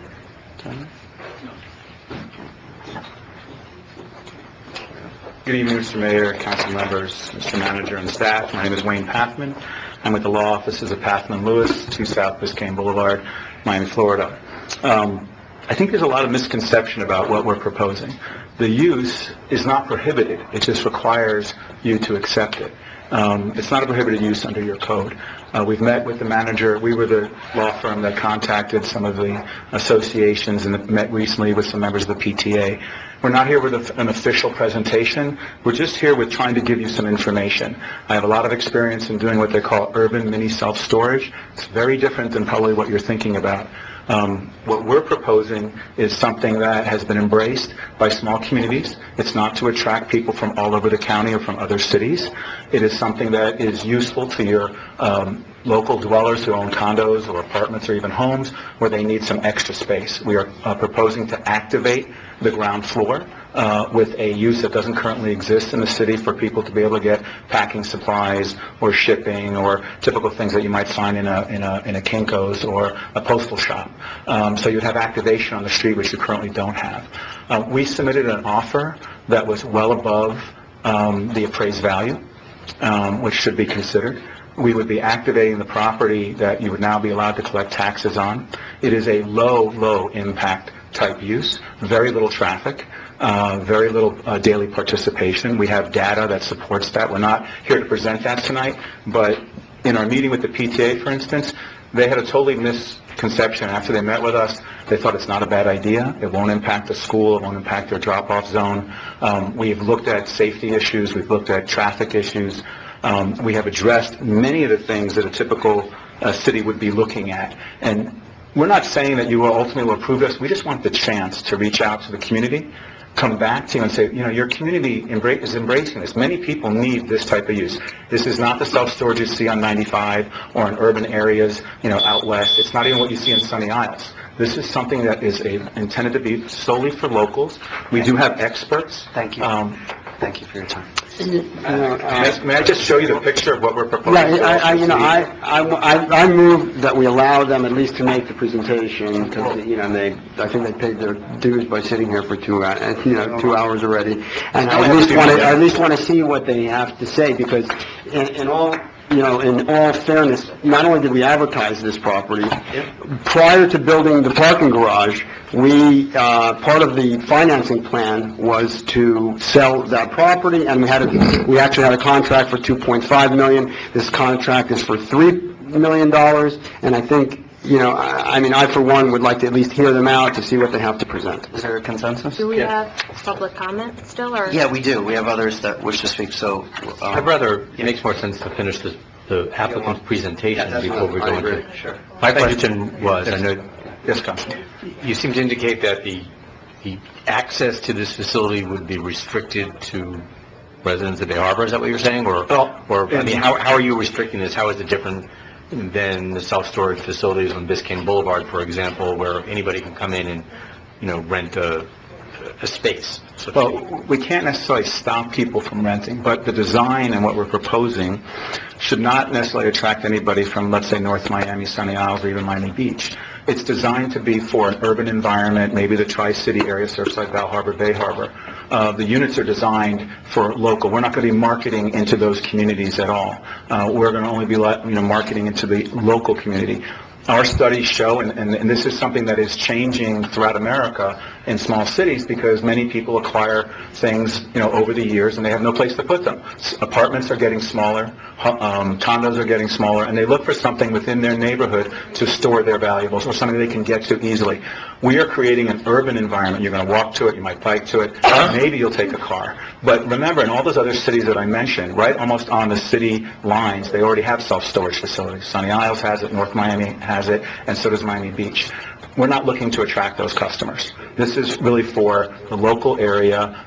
We have reached out to the community. We think there's a need and a desire. Recently, we did something very similar with even a more difficult process in Miami Beach. It's currently under construction. It's on 6th and Alton. And when we first started the process, it was very similar to your concerns that you expressed before I came up here. Afterwards, after we reached out to the community, we're doing something very different. We haven't filed anything. We're spending the time and money to go out to the community. The entire community in this district, in the Flamingo Park Historic District, embraced and supported us at all of our hearings. They said, this is something we really want. I'd like to show you conceptually, David, can I have the, what we did. This is what is on Miami Beach, what's being built. It doesn't look like self-storage. The city really embraced this because it activated a really poor area. If you know where 6th and Alton is, it's where the flyover is. And that's not an area that... And again, this is just a rendering, but it's not box. It's not industrial. It's not rural. This is for the urban core, for urban design, and this is really the wave of the future of what you're going to see in terms of self-storage in communities all throughout the country. I personally have done some outside of Florida and other parts of Florida, and very similar response, but once they see what it is and how it activates the street, this is not advertising for people to come from other areas and other communities or big, large trucks coming in, and many of the things that could be incorporated here would go through your process and conditions and so on, which we're receptive to. But I would remind you that you have put this bid out a number of times. And where I disagree with the manager, although I respect him very much and have had meetings with him, is that the market is going the other way, not going up. I think many of us recognize that. It's a limited area. we looked as a bidder for other uses. They don't pencil out. Also, they require more parking under your code and will create more traffic. This is a business that has almost no traffic, and we can support that with hard data. You will see very little traffic in the area, and I think if you give us the opportunity to reach out to your citizens, like we're trying to do, you're going to find out that many of them like the idea of having something like this that looks like this. This is an expensive building. This is not a box. It's not a square.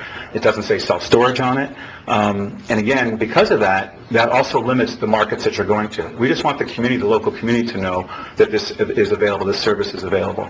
And when you look at what we're providing, most people like this service. You can walk to it, you can get stamps, you can copy something, you can get your packing equipment. We're not going to be a shipping company. That's not the intent. But it's to provide a use, and it's a good use to activate this street that's not on King Concourse. So you're saying the whole bottom floor is going to be retail? Yes. That's the And how many intent. square foot is the bottom floor? I don't know if I have that. That's been decided yet. Pardon me? About 3,000 square feet. And there's internal parking in our current design for any delivery, and they would exit through the alley, so nothing's going to be lined up and stacking on the street. And again, we don't expect this to be, moving trucks. We're not advertising for that. I don't think it's what's going to be. Historically, these don't attract that kind of service. They attract much more local, smaller units. Also, the price points would be higher than something in a rural area, but favorable to local citizens to keep people from other areas coming in. And really, no one is going to want to come from North Miami, pay the toll, which is going up, come to this facility, and then go back across the bay when there's 3 or 4 in North Miami already. So it's something we're just asking that the commission allow us to maybe reach out to your community, come back and report to you. We're not filing any application. But you should also strongly consider the bid. Your bids have been out there. Your bids have dwindled from 6 to 2. The other bidder is $400,000 less than what the amortized price is, or the appraised price.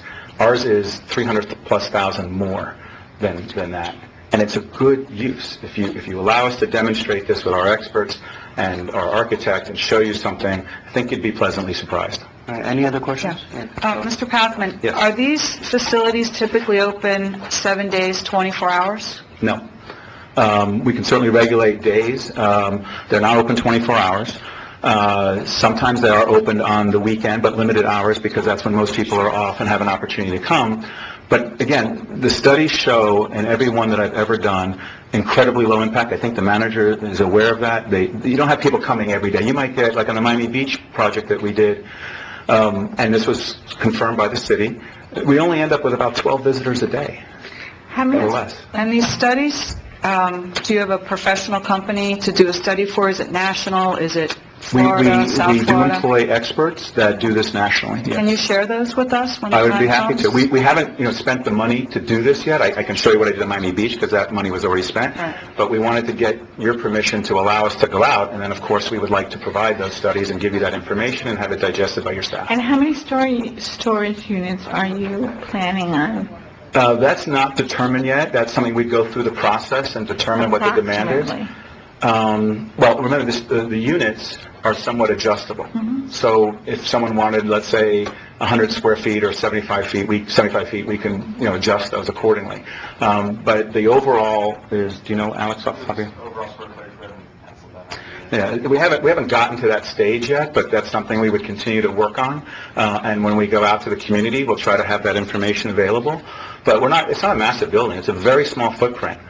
Yeah, Ron, just so I understand your position, what, if you did rebid this like you're suggesting, what do you expect the result to be, and what would be the result that you would be most satisfied with?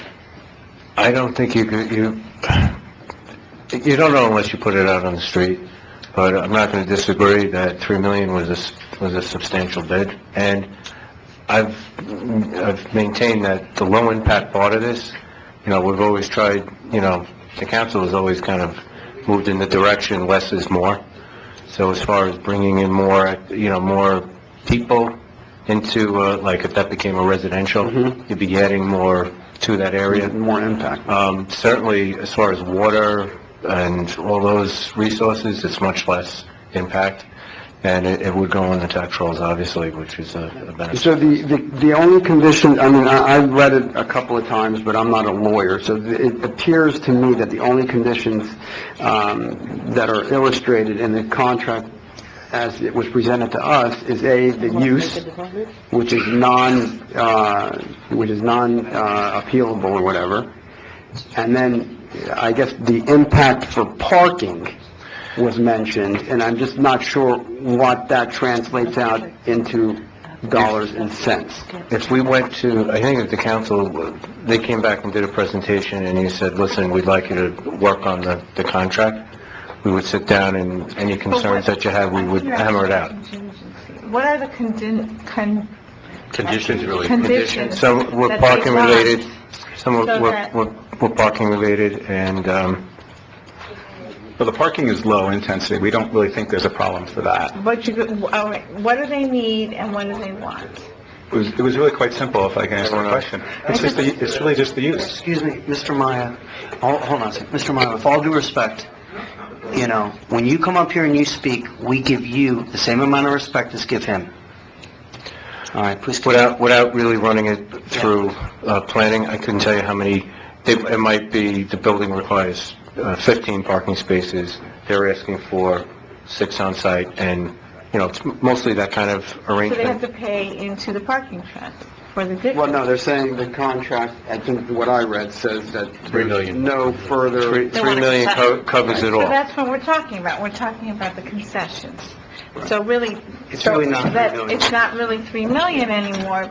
So what I want to know is, when you tally all the things that they want, how much does that equal? You need to run that, I would have to run the numbers Well, crunch also. the numbers and tell me 3 million minus all the concessions, and what do we come down to? If I could just address that, Mr. Manager, real quick. That's really what the question is. When that proposal was submitted, I wasn't currently representing the client, but based upon our calculations and what will show the city, we probably need less than the 12. And if we had to pay, you know, something beyond that, we would be happy to work something out with the city so that it's not included in the $3 million going forward. But I think that the parking requirements will be potentially something less on a regular basis. I mean, you only have roughly like 2-3 employees. Is there any other contingencies besides the parking that is in your I don't think contract? there's any. No, No. just site plan approval, Besides the use? site plan approval. Site plan approval, and that's about, all we're asking today, we're not asking you to prove anything. We want to do our work, we want to go out to the community, we want to work with staff, and show them the What's stopping project. you from doing that? Why do you need Well, if you our... put it out to bid, then, you know, our bid's off the table. Plus, if you put it out to bid, I mean, you've had this out to bid a number of times, and anybody who bids on this, and I'm a land use attorney, I represent lots of developers and stuff, they're going to want a condition, at least for approval first of their use, because they don't want to buy the property and then find out they can't build anything. It's a difficult site. It's small. It's anything else, and I think the manager can address this. Any other type of use is going to require much more parking and a greater intensity. So they're going to have all kinds of conditions for the future. So I think I'd like to first just say I really appreciate how you guys have come out here, and you guys, I feel, are exactly the kind of partner that we look for in this town. We want people who are engaged in the success of the town and want everything that you've talked about. For me personally, my issue is this piece of land. This piece of land is right next to our community center, and I would prefer to see this particular piece of land be used as an outdoor space for our community center. But I'm not opposed to having this particular project in the municipality of Bay Harbor Islands. So I think that's an important point for me to make out here, that this is one of the small pieces of land that we do own, and I would like to see it as an outdoor space for our community center. And that's fine. Obviously, we only came because you put it out to bid. If you change your mind, then my client may look for other spaces if they're available in the city. If not, the project won't get built. But we were only here as per the request of this No, of council. course. Any other questions for Mr. Pathman? All right, we're going to finish up with public comment. Thank you so much. Okay, thank you very much. Sure. Have a good evening. All right, Mr. Maya. There you go. And Mr. Maya, when you speak, it will be uninterrupted. Well, thank you so much, Mr. Mayor. Victor Maya, 1155 103rd Street. $18 million budget. That's phenomenal. This town is in great financial shape. We have given pension increases to all of our employees. We are on a roll. We've got development like we've never seen before. And although years and years and years ago you talked about perhaps selling that piece of land to finance that garage, well, maybe you don't need to do that anymore. And you have a unique piece of land right next to the community center that can be used in so many different ways. Our Parks and Recreation program is booming. It is unbelievable, what is happening. And you have here something that is connected, right to the community center. You can have green space. You might can put a swimming pool in there. You might can put a gym. You can cover it up with awning or whatever. There are so many different things that can be done with that property. What's the rush to sell it? Why do you need to sell it now?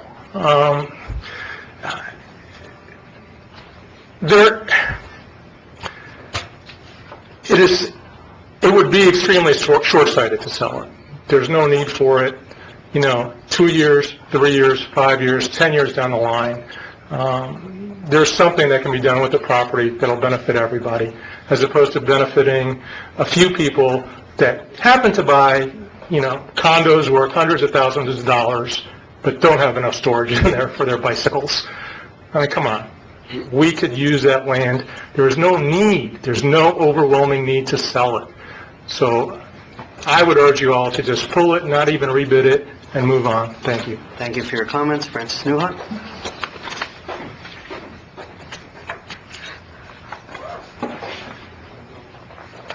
Francis Newhart, 1060 King Concourse. Dittos to Victor Meyer and to the others that have spoken about keeping that property as green space. We are in desperate need in this town, besides your 98th Street Park, for people, not just toddlers, but for people, for myself, for others to go and enjoy this green space in our town. We are very limited.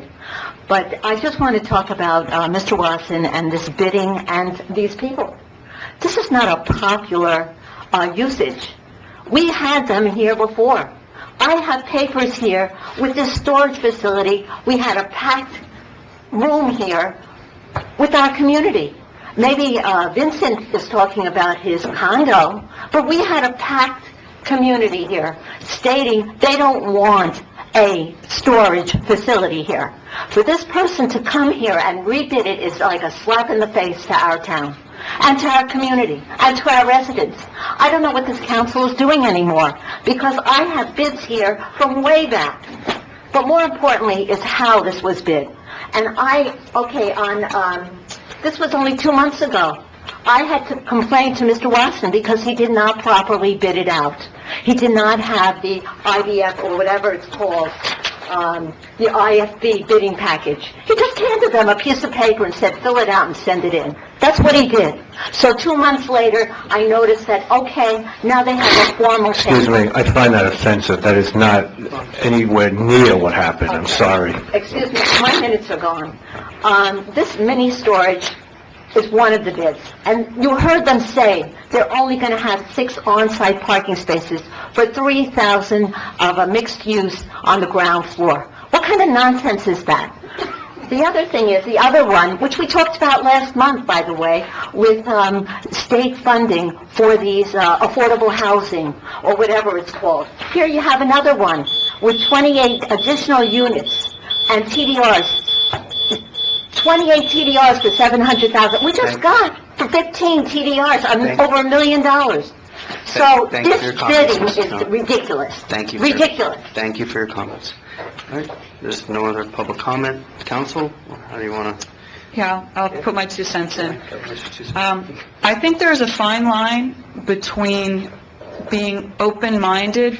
I previously expressed opposition to the storage facility when it came up, as Mrs. Newhart mentioned. But I thought, let me open my mind, and maybe there will be some reason. So I feel, very neutral about that, and it's very beautiful what you're doing, whether, it ends up here or not. I've never been a fan of wanting to sell that property. I've wanted us to have that property for either green space or especially with the community center there. So, these bids, although they're the highest we've received, they haven't wowed me to change my mind in wanting to sell the property. I'd really like us to keep it. And I've also been advocating for not having a ton of small units. The fact that we have so many smaller units that are going to require outside storage, to me, is indicative of a problem. I'd rather see medium-sized units that have an extra closet or, a storage level in the garage. To me, that's a much better use. So if there's an individual or group that's developing as well as, little apartments and a storage unit, to me, I think that's a problem. But I will still be open-minded to, a new and changing plan. But at this point, haven't been wowed by this. And I think that if you do get closer and you present this storage idea, you are going to see, when you do your community research, outreach rather, that you're going to see more opposition than support. But I wish you well. All right. Yeah, I guess I want to correct the record from what Fran said, in that, this council, that Bob and I have been on the council for combined, 45 years almost. And, actually, we've actually added, several parks. We've redeveloped parks, we've acquired parks, and we've created green space, for our residents. We've been incredibly mindful of recreational facilities for our residents. We're investing, in the process of investing, what's now looks like it's going to become close to $2 million in a recreational center in the ground floor of the garage. So I don't think we've done that bad, regarding green space. Unlike the previous comments that were mentioned by my colleagues, I never envisioned that space, as a green space or open space. That space was always either, a parking lot or a staging area. And I never really had, delusions of grandeur about that space. But as an accountant, with my accountant hat on, I do feel that, we could always use more cash, and I think in this case, while we're being offered more than the market value, it's something that we should definitely consider. Yeah, I think the rendering that they presented was beautiful, it was interesting, it was creative. It does remind me of a lot of or not a lot, but several of the buildings in the Midtown or Wynwood area. Very edgy, very beautiful looking, and I think it's I for one would consider a storage facility on that property, because it seemed very, it seemed very in scale with the neighborhood. I think it was, designed kind of in sync with our neighboring parking lot, because the community center is not really a community center. It's a parking lot with a community center in the basement. But, I kind of liked it personally. Bob? The community center, by the way, is under the basement. The equivalent, the Florida equivalent of a basement. Well, I guess then we all live in basements. We live in single-family homes.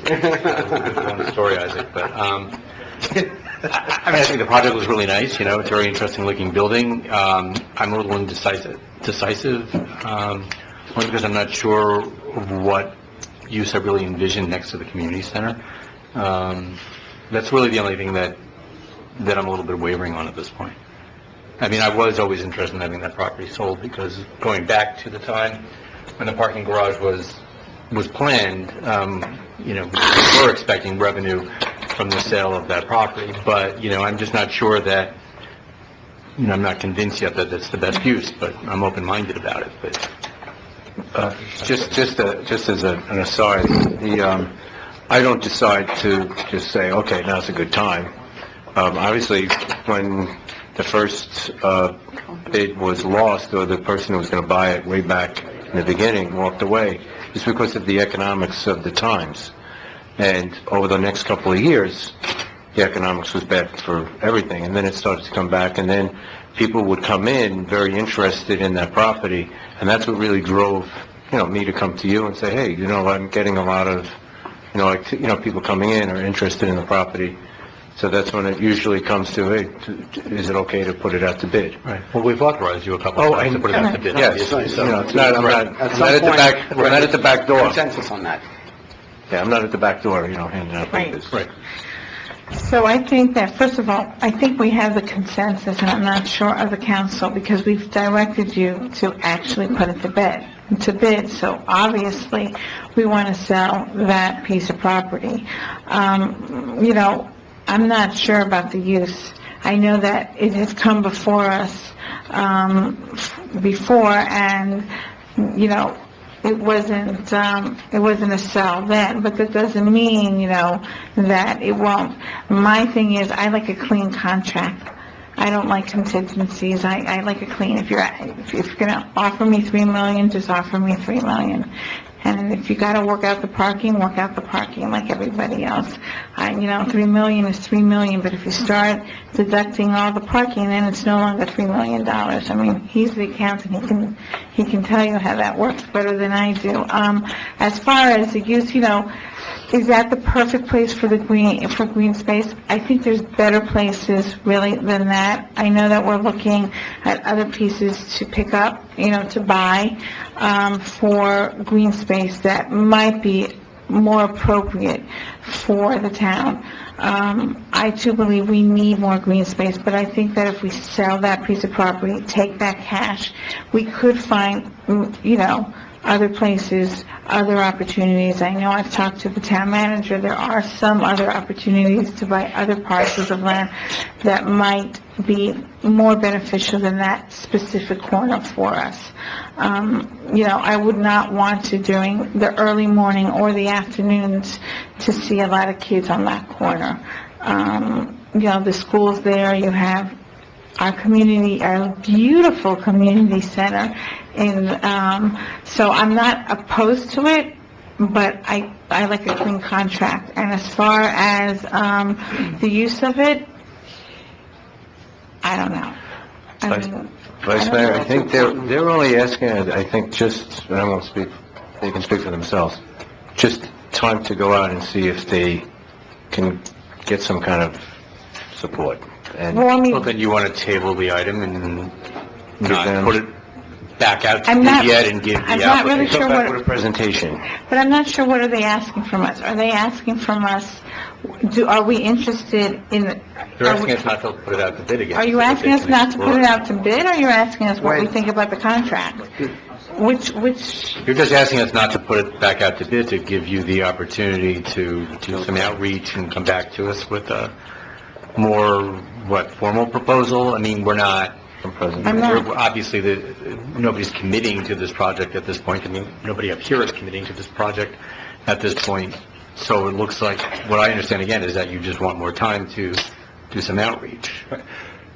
When I was engaged, I met with the city, met with the manager, and spoke to others, and there was lots of concerns about the type of people it was going to attract. Is it high intensity, low intensity, high end, low end?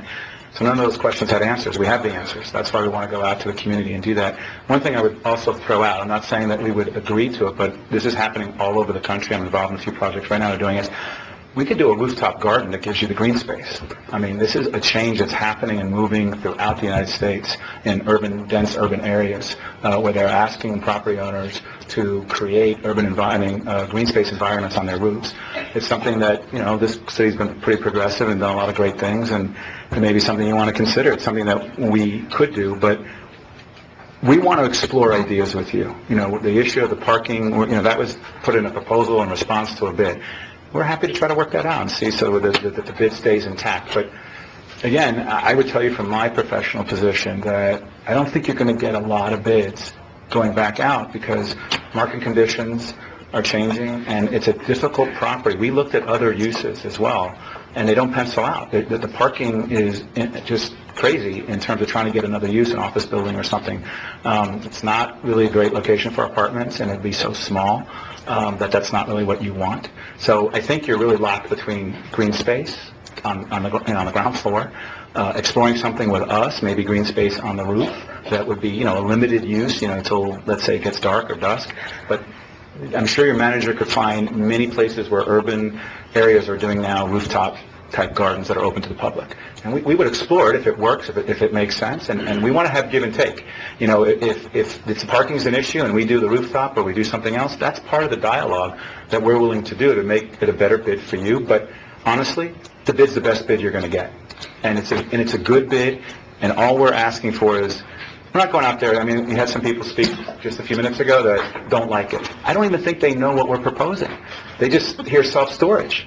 We want to show them what we're proposing. I've had, in the Miami Beach one, I had the head of the Flamingo Park Historic District tell me that I don't think we're ever going to do this. After we showed him our concepts and what we're doing, he not only embraced it, but he came to the hearing and spoke on our behalf. And he's one of the first people that's asking to have storage units because of what it is. And it's not what you think of self-storage. It's a really good business for your community that provides a need. And we're open to suggestions. This is the very beginning of the dialogue. We've already put a lot on the table, a lot more than anybody else has. And I think every bidder going forward, if you put it out to bid, it's going to have conditions because it's too risky otherwise. Okay, so we've heard a lot. Any other comments? All right. Before we move on, is there any way we could maybe get a consensus whether these guys should, continue to invest time in this or, I like the counteroffer. I do. I like I said, I think you guys are coming to us with the right attitudes and are good partners, and I like the idea of some sort of rooftop garden or something like that. So I think it would be worth it for you to go out to the community. I'll pull it off, I'll pull this, and they can come back in a time for a presentation to the council. And if there's something you want to consider, then I can sit down with them and work out the contract part of this. But we still reserve the right, obviously. Always. Right. We're not... Something else you want to consider, we just heard from Stephanie today that the school is expanding, so does that mean we're getting more and more kids? No. We're not, wait, we're not getting more kids. Getting more We're getting more classrooms. They're building, so the basketball courts, on top of the basketball courts, they're redoing the basketball courts, and they're adding on top of the basketball courts, 2 floors to relieve some of the, right, alleviate. Like, for example, my son's class is a double class. So a double class has, instead of 18 kids, it's 36 kids, but there's 2 teachers. So these classrooms will alleviate space, so that way you'll have 2 separate rooms rather than, but you're not adding more kids. We do have hundreds of units that are going to be CO'd soon, so, we might see more population. So the school board is quite aware of that, and they are going to probably do something else to alleviate the school. That's all I can say. More space for activities. We might need to expand our community center. Let's, okay, so as far as having Mr. Pathman's group go back to Ron and come back with I guess, more information in another future meeting, who's in favor of that? So, Isaac? I don't want to sell it. Okay, Kelly's a no, so that's 2 yes, 1 no. Bob? I'm prepared to have them come back and give us some more information. Okay, so that's 3. Excuse me. That's 3, and then I'll have 4. Okay. Let's see, Norman. So there's a consensus there. Okay. If I could just add, Mr. we did meet with the PTA as an outreach. We wanted to be proactive. And while I'm not saying they supported it, they liked it. They thought they really appreciate the fact that we came to them first and talked about their issues and safety in school and children. We did that already, and we're going to meet with them again if we're allowed to go forward. One thing I'd also like to say has nothing to do with this project, but when you were discussing earlier about predators, I have worked on some of those issues. One thing I didn't hear, and I haven't read your ordinance, is did you consider known and unknown predators? Because your ordinance would not work on the, or you need to tighten it up with regards to the unknowns. People might rent and they don't know that could be someone from Europe or somewhere else because they have no way to check. So you have to include in your ordinance those that would be penalized or give notice. And I've done this in other cities, so you may want to consider that. Sorry, I didn't come up earlier. Thank you. Thank you so much. All right, so moving on to number 13. Item 13, consideration and possible approval of a business tax receipt application for a Bay... I'm sorry. Bridget, yeah, can you that's get Josh? Yeah, go. Josh, who? Sorry. So long, yeah. He's home. He's here in a minute. He's watching football. Probably watching baseball, actually.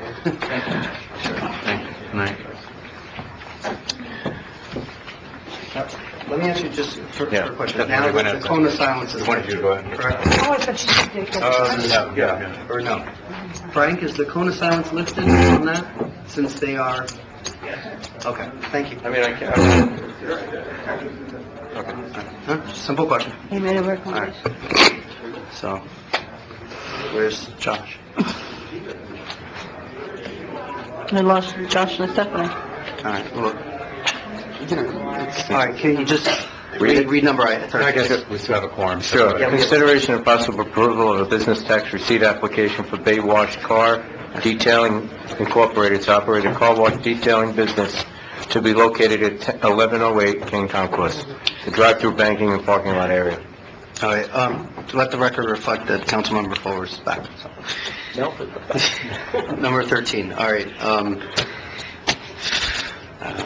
Anyone want to move on that one? All right. All right. Well, this public comment.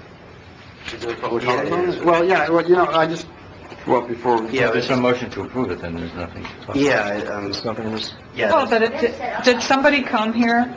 Is anybody here to speak on this? Fran, They were advised that it was going to be heard tonight. I don't believe anyone's here. And as you can see, I usually don't recommend. And this one, I made a recommendation not to approve it. I feel it's not a correct use for the district, or either district, the RM2 or the B1. This property actually does not allow for this type of use, and I wanted to bring that to your attention. Okay. I, for one, am not in favor of it, so, is there anyone in favor? Okay. Do we have to still have public comment if we're Frank? No. No, there's no motion. All right, so there's no motion, it dies. Okay. So, number 14, please. Discussion and possible action requested by Councilmember Fuller to approve a proposal from Kimley Horn and Associates for Professional Services Agreement in the amount of $49,900. Proposal will evaluate the existing town hall facilities to determine the cost and feasibility of renovating the site. Okay. As you know, I brought this a couple of months ago, and we tabled it, and Councilman Fuller asked me to bring it back. I think the intent here at this point is, we know we want to do something, and before we start making plans, or before we start determining whether or not we want to do something here or somewhere else, we need to figure out what's feasible at this location. And this is obviously, no matter what we do, is probably the cheapest place to do it, or at least we believe it is. But I think we need to verify that and find out what structurally can be done, what architecturally can be done, and this is the first step to go that way. Is there any pressing need to replace this facility at this point? Actually, not to replace it, but to renovate it. We have a roof right above us that's in need of, repair. That we're just... Well, the roof right above us is housing our brand-new $130,000... No, it's not. It's a different part of the building, I think. No, that's in the other building. But we've also talked over the years about perhaps the need to expand the police station and provide more space for personnel. We've talked over the years about perhaps putting some building over the parking lot out there, and putting a second story out there or something like that. I mean, I'm not... This is a pathway how to either do figure out it in what- phase it, or, do it all together. If you want to, you can, it'll give you cost estimates and actually renderings and, plans, like, not construction plans, but... There's also one more thing I just want everybody to know. I got something that I didn't know that we're not sure yet or not. When I walked outside earlier, I know we've all talked about the possibility of moving town hall, and Stanley Tate was just informing me, he's not positive, but he believes when he donated this land, there was a covenant in the donation that this remained town hall. So we might want to look into the covenant and whether or not, do you look into it? No, maybe he wants to buy the wood back, no. There's nothing there? He wasn't sure, but he thought he had it in there, so. He donated the land? He conveyed the land. Well, he just explained to me outside that he conveyed the land for town hall because he wanted it here, and he sold it to us for $1. But he believes there may have been a covenant in there requiring that as a result of that purchase price, that it remain at town hall. I'll look, but I've never seen it. I've seen covenants for other pieces of land. Right, and we're going back a while, Right. so, but I just want to throw that out there, that might be a little wrinkle that none of us knew about, but. Worth looking into. Yeah, can we, Please. I mean, do we know that for a fact, or we know? No, nobody knows. I've never seen it. I've seen it for other properties that the town owns, but never for Well, this I think one. we should just, Yeah. I will look. Appreciate it if Right. council looked into That's something that. separately, but regardless, the question becomes for this particular right now, this look at renovation and what our costs are going to be, because before we determine what our next step is, we have to go this method. I know Chief is not in here, but it's my understanding that there are needs that they have based on the increase of female police officers, Exactly. which Yeah, is that's all. not something that they had at the time that this site was built. And he's been very, very good about meeting the needs of the different population than was intended, but that this would be included in this, taking a look at that on how we can better serve our population. well, let me ask you, so we're going to spend, not that, $50,000 to see what we could possibly do. But are we ready to actually do something? Because if we're not really, Well, no, here's- because it's like, Here's what I know this council is very active in Tallahassee, and in order to even have a shot at getting any kind of funding to do this project, whatever, and we don't even know what it would cost. It might be just, you need to show something, not expecting maybe that this year we would get something if you had something. Well, we need to So- know, I mean, as Ron, following up on what Ron is saying, I mean, I think there's some of us recognize anyway that we need to do something about town hall in the future, expand it presumably, or, I think most of us don't really want to move it anywhere, even if there isn't a restricted covenant at this point. And so we need to plan for the future, just like we're planning for the future with respect to a bridge. So we need to have an idea of what we can build here, what it's going to cost, and even though we're not going to do it this year, we can plan for future budget years. This was intended on this time for Tallahassee purposes, not to make it on this year, but to start laying the groundwork, and for a year from now, start seeking, because there are state funds for purposes of expanding police stations. Certainly after town hall, it's a little more difficult, but if we're able to show them that, look, we're going to be doing this for security purposes and increasing the size of the police station, there are funds available. no, I just want to make sure that, not this year, but, that we're not going to do this, and then 5 years down the line, we're going to say, okay, now we're ready to do it, and now this is worthless to us, because it's, it's $50,000, and it's taxpayers' money. I just want to make sure. Way back when, somebody said we could add a third story. Right. And I had an engineer do that work, and we can't add a third story, because the foundations, as they were built in the 70s, would not be approved today. So it just kind of took that out of the equation. So the secondary idea was to possibly expand out over the parking lot, cover the parking, and get everybody out of the flood zone. The police department would expand into the town hall area and make an enclosed lobby area for the downstairs, and make it, more usable. Is that all that they're going to be looking at, or are they looking at all options? Is that just because, you believe that that's the best option, is that what Kimley Horn, we're going to spend $50,000 for Kimley Horn to rubber stamp what we've been told? Well, no, I wouldn't look at it as a rubber stamp. I believe when we first looked at this a while ago, it was, the purpose of the Kimley Horn study was to kind of look at 3 locations. We were going to look at the Causeway and 95th Street. And I think at the time, the council kind of directed that the Causeway was not something that they were going to look at. 95th Street was no, so we kind of came back to here, and that's why the Kimley Horn proposal changed. And went back and asked to develop a more robust plan, or to see what we can do. There's no doubt it's a lot of money, but they're doing a lot of work. It's not something that, hey, this is a good area, and I'm gonna run some calculations. At this site. Just this site. We're not looking at any other site, nothing that's coming down the mountain, nothing else. Well, how many other sites do we have in town? Well, if we're not going to go on the Causeway, if we're not going to go on 95th Street, there are very few other options for town hall or town hall expansion. We've also talked about the infrastructure underneath this building, that, it would be very difficult to move it and... I think before we go forward, we have to include in these discussions all of the Kane Concourse businesses that are adjacent, that run the same length of the town property here.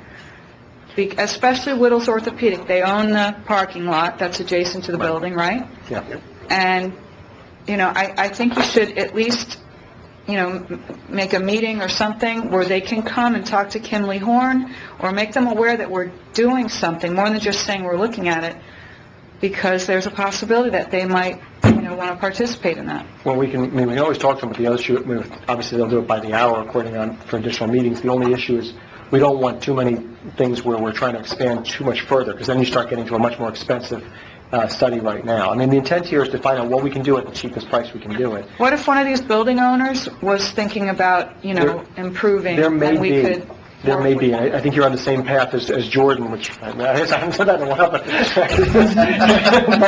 the world has... Exactly, but at the same time, let me say this. Yeah, there's always the possibility, I will say, of other locations coming up, but the what-ifs and the possibilities, shouldn't prevent us from finding out what's possible right here, which I would assume, and I think it's a fair assumption, would probably be the most economical choice. And you could at least, for example, talk to the owner of the parking that's adjacent to us. Dr. Whittles, right? Speak to him every day. But let him know. Maybe he'd want to sell us that parking, and we could include it, but we have to, at least let him know. I'm just saying as an example. So. If I may say, there's an added benefit to actually doing this. If you actually do the study and you have numbers, we can have a facilities impact fee and start with the developers paying into a future town hall. There's not much left. They're still coming in. There's two coming to the next P&Z meeting. So that's an added benefit. We have to have actual numbers to develop the ordinance. Okay. Got Kelly on that one. Well, ladies, consider where I About that one. A chance for developers to make money. I'll make a motion to approve. And I'll make a second. Wait, is this... No, it's 15. Well, we need a motion in a second. Yeah. Is this for as we discussed, as far as also including the property owners on King Concourse also, or just... No objection to outreach to property owners, and you can tell them what we're Can you doing. make a flyer, and maybe Code can just hand deliver it or something? Or just let them know what we're looking at? There's only 8 of them. I think we could just write a letter to the 8 of them. We know them pretty much all personally. See if they'll be kind enough to throw in for the 49,000 one meeting with the owners if they're going to meet. Right. Ask them to They can include skip that. They that. might not even want to meet, but at least that they've been Right, so at notified. least if there is one, they can throw that in. I don't think they're going to argue on that. All right. Let me tell you, just before we take the vote on this, Ron, when is the bridge project going to be finished? I'm waiting a change of, well, Oh, my God.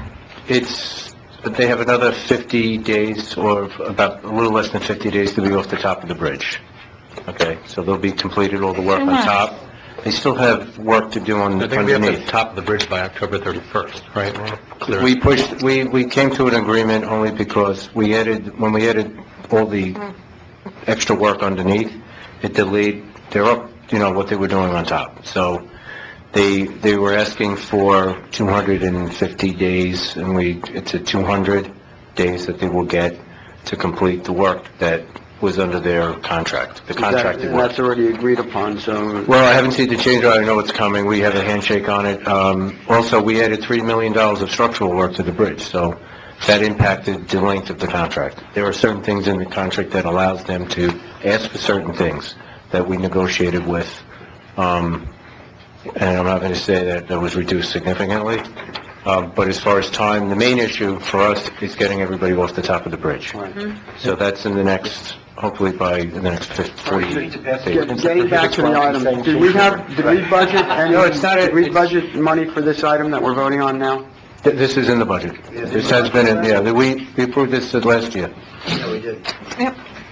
All right. Oh, and when do we plan, let's say the report takes 30 days or whatever, I mean... It's gonna take more than 6, it's gonna take more than that. It's gonna take longer than that? Oh, yeah. This is not a 30-day For the report. next legislative session, not this way. Okay. All right, so we have a motion, a second. We need a poll vote, so Yes. Marlene? Councilmember Yasi? 4. Councilmember Chakotay? 4. Councilmember Sauber? 4. Councilmember Reed? 4. Councilmember Fuller? 4. Vice Mayor Gruder? 4. Mayor Leonard? 4. It's unanimous. All right, number 15. Item 15, consideration and approval requested by Mayor Leonard of a proposal by Atlantic Paving in the amount of $523,770 for the painting and striping of dedicated bike lanes on the East Island. We have a representative from the company. Mayor, council members, good evening. Did you bring your Right. samples? I sure did. Listen, I saw this come across, my first thought was, I didn't get my samples. Yeah.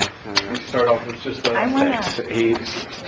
Well, we can share it. Yeah, I need it. No, I need quick little information, Thank what's it we'll run through. I tried to keep it short and sweet. I was feeling you always have them. Can you pass this down to Councilmember, Vice Mayor Bruder, please?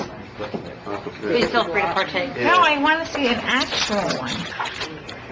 Well, you brought samples, right? Yes. All right, good. I told Somebody asked me, what's the color of green? Do you have other colors? And the answer is, you can pretty much have any color you want. We have basically any color. Yeah, that's all. If you can imagine the blues, the reds, we do shades. I remember thinking, though, at one time it was just green, right? Well, Federal Highway Administration code, if that's what you're going for, there's 3 shades of I'm gonna green. pass them. Yeah, but none of these are state roads. Right, no, exactly, so you do have Something leeway. like that.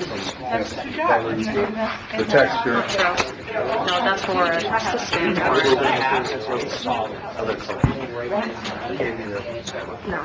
these are obnoxious colors. So really, just to go through it, basically, Yeah, what's up? And you have, right. All right. For the record, your name and address, please. Ray Cruz, representing Atlantic Paving out of Miami, Florida.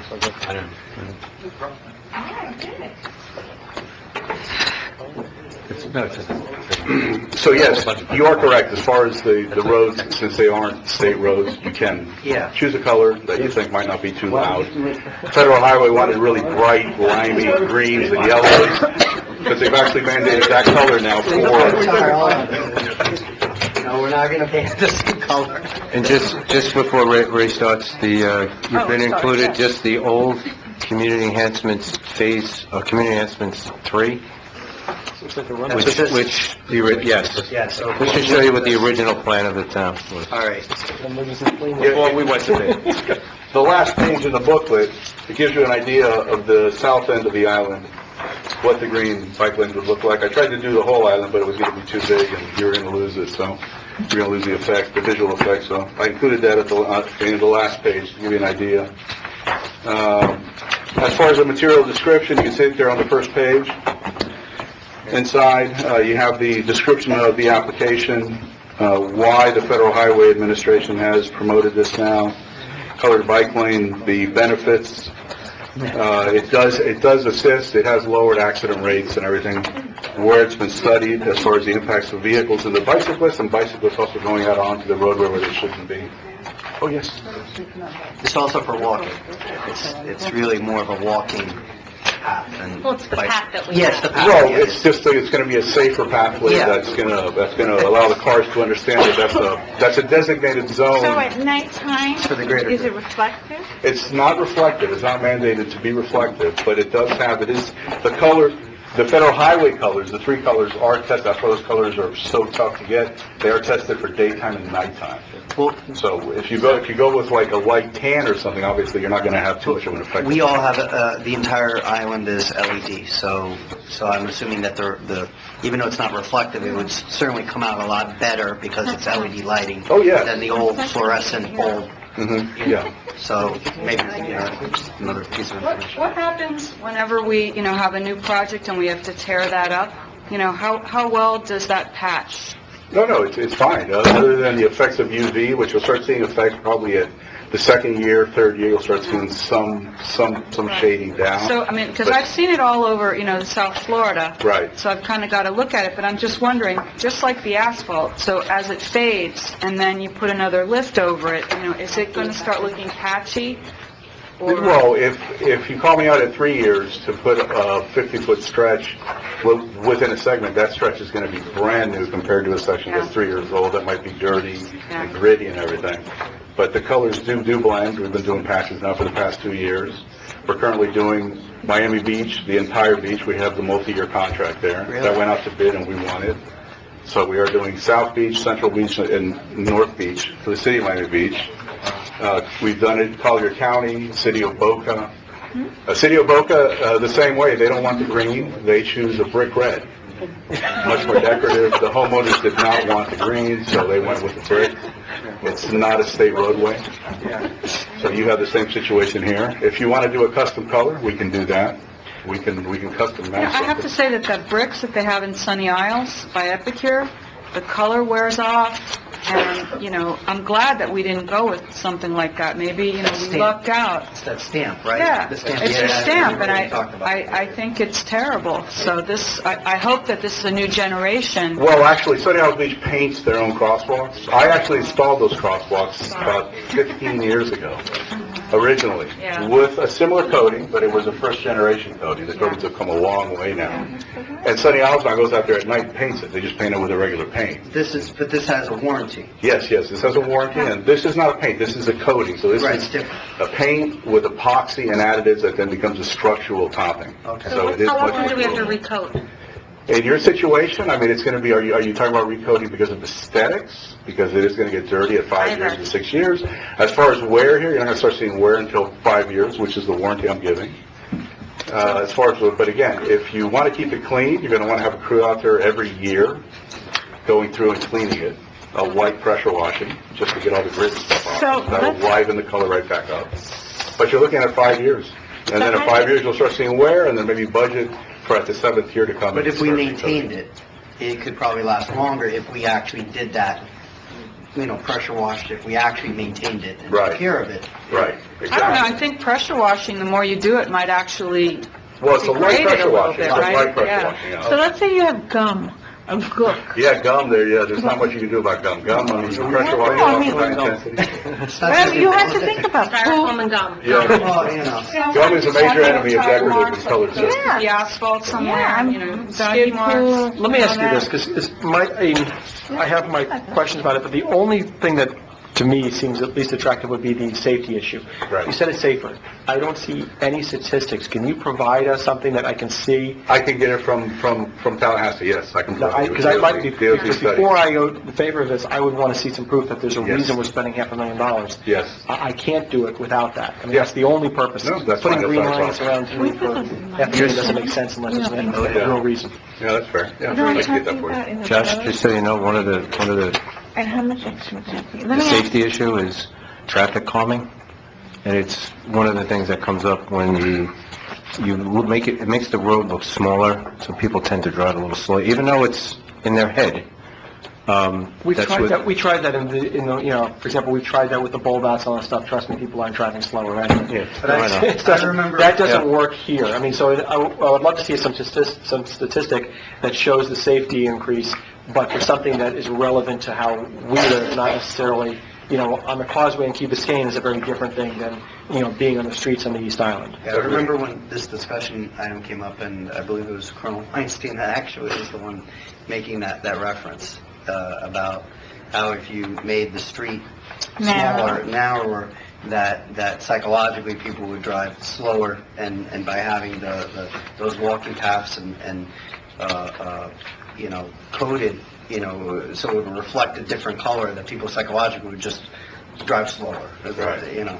Awareness is the main thing. It makes the driver much more aware that there's something there new, which is why Federal Highway wants those greens. Because it is bright, it's a different color. It's not white, it's not yellow, it's not blue.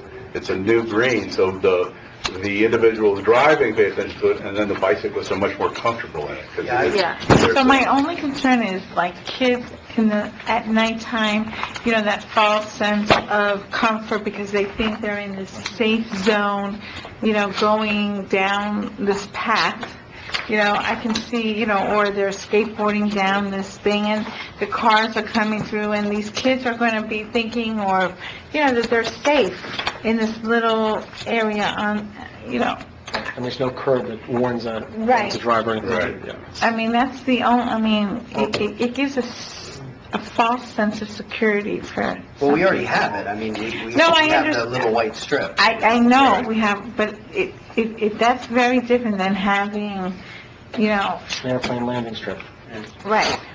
I have to say, just if I could, so I drive probably the deepest into the West Island of anywhere. I'm also on the most active construction street in Bay Harbor, correct me if I'm wrong, right? I have 3 active construction sites on my block alone, and I can tell you, I come up in the evening because I work really long hours, and there are kids in the middle of the street. Like, it's not even exaggeration. West and East Drive are both, they have children just sitting in the middle of the street. I like the idea of putting something in a brick color, not in this wonderful, lovely green, on the side of the road, but I do agree. I think we need to have some statistics to back this up to say, is it going to produce desired outcomes? I think aesthetically it's something that's nice, but also I think it's important to teach our children to stay within the lines. And I can tell you, my kids ride their bikes really poorly without training wheels, and I'm constantly saying to them, stay within the line, stay in the line. And in some places there are 2 lines, and they're like, which line, Mommy? So I think this is a great one where I can say to them, stay in the red. As far as the statistics that I'll be sending you, I'm pretty sure that there's nothing that's going to talk about children playing in there being kept safe from the traffic. No, we're just... From the motors. But that's, all the that's our main concern. So for me, I mean, $500,000 is worth every penny if it's going to keep kids safe. Right. This is not worth anything, no disrespect, not worth anything to me if it has no safety issues. Federal Highway Administration was looking at the safety of the traveling public, both those in cars and those in bicycle. How they exchange paths going through intersections, along shoulders, when they're making a right turn into a community. All those things are the things that they were looking at for the impact.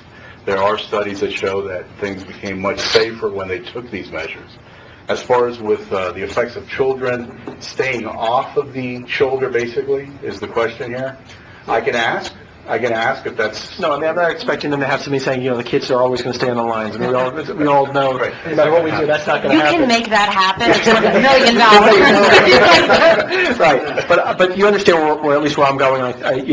This is to me a safety issue, nothing else. I mean, the aesthetics to me, I don't like them. I think it's not aesthetically pleasing, but I'm willing to do it if it's a safety improvement. Otherwise, I can't. Right. So I just need to have that basis. Yeah, and I just want to state for the record, the reason why I brought this forward, and this took about a half a year, actually, to be quite honest. This took a long time to put everything together before it actually first came out to the council. Was originally, when you see here, Community Enhancements Phase 3, I remember, we had these big signs that we put up when we were kind of pitching the idea, and the sign had the picture here, and it had, literally, what sticks out, to be honest, is the side of the road. I mean, this is what every resident saw for several years. They saw these big signs. This is what they saw. Okay. So, ironically, it's actually red. So, we sent this out to everybody. There were huge poster signs that were advertised throughout this island. So every resident got this impression, and then we got the bill as far as when we actually approved what was going to happen.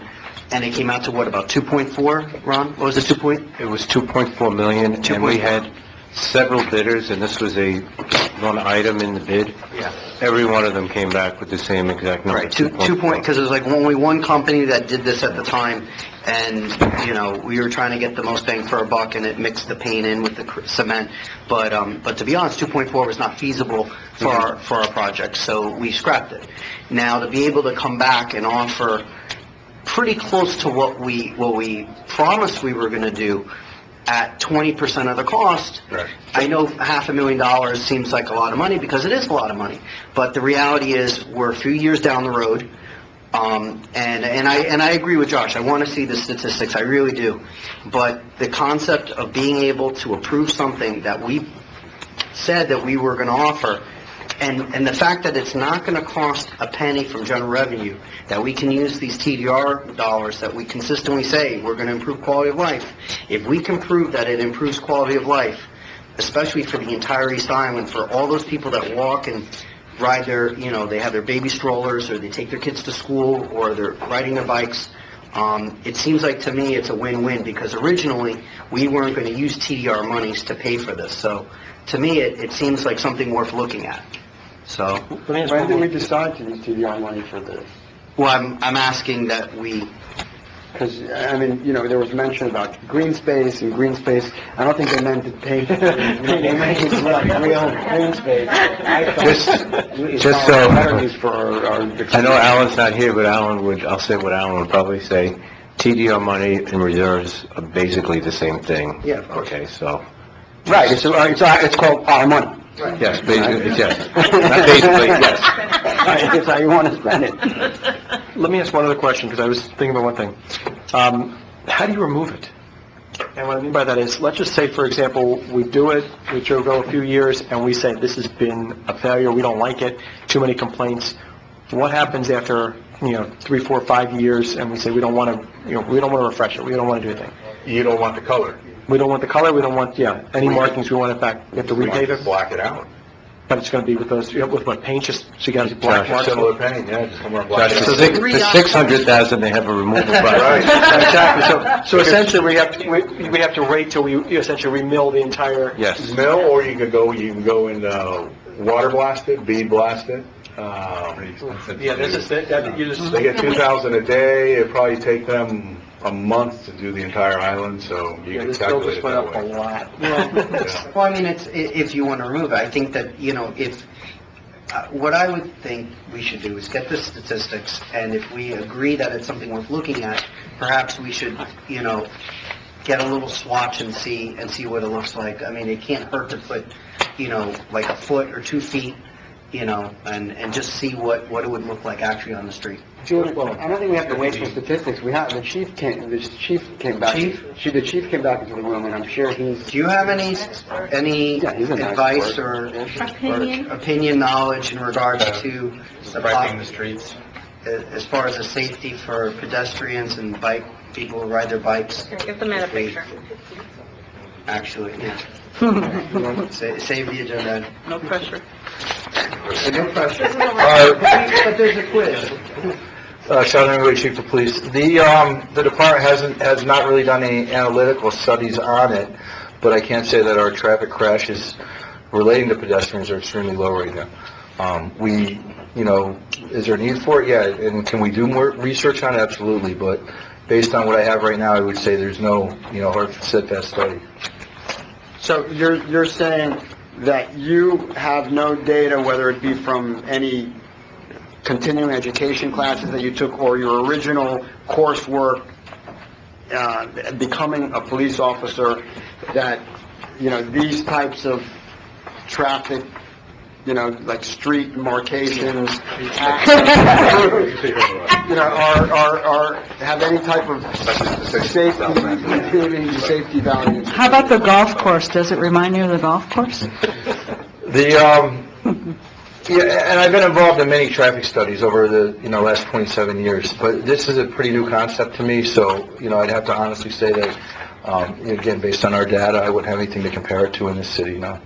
And to tell you what, Well, let me ask you this instead. Such a politician. Do you believe that this would potentially, like that word, potentially be something that would be positive for the people of our town to use to prevent somebody from getting hurt? I think that's the question. That's the basic question. Yeah, I think it alerts, I think it does alert motorists that it is a designated area for pedestrians and bicyclists, but based on a lot of accidents that are occurring right now, I can't say that would for sure assist, because a lot of them are dealing with texting and driving and other distractions that I don't know that green thing would alert them. In some cases, I do see it as a benefit, though, based on my experience. What about with the increases in traffic that we're going to be seeing Yeah. in the next few years? Where? Here. On East Island. On the East Island? Yeah. With all of the units that are opening up? Well, Elizabeth, in all due respect, I know that you have your opinion on that, but don't forget that most of the properties that are being built are replacing older properties that were smaller and more intense. So it's not as if, although there are 20, projects that are in different phases of completion, we didn't add 20 properties worth of new dwelling units. We might have added, how many dwelling units or TDRs did we add that were from zero? We still have 125. Right, so how many did sold one in a year. How many new units did we put online as a result of our TDR program? Excuse me. You know what it is, Mike, I have an idea in my head, but I don't want to... The 330 in the bank, and we got about 125.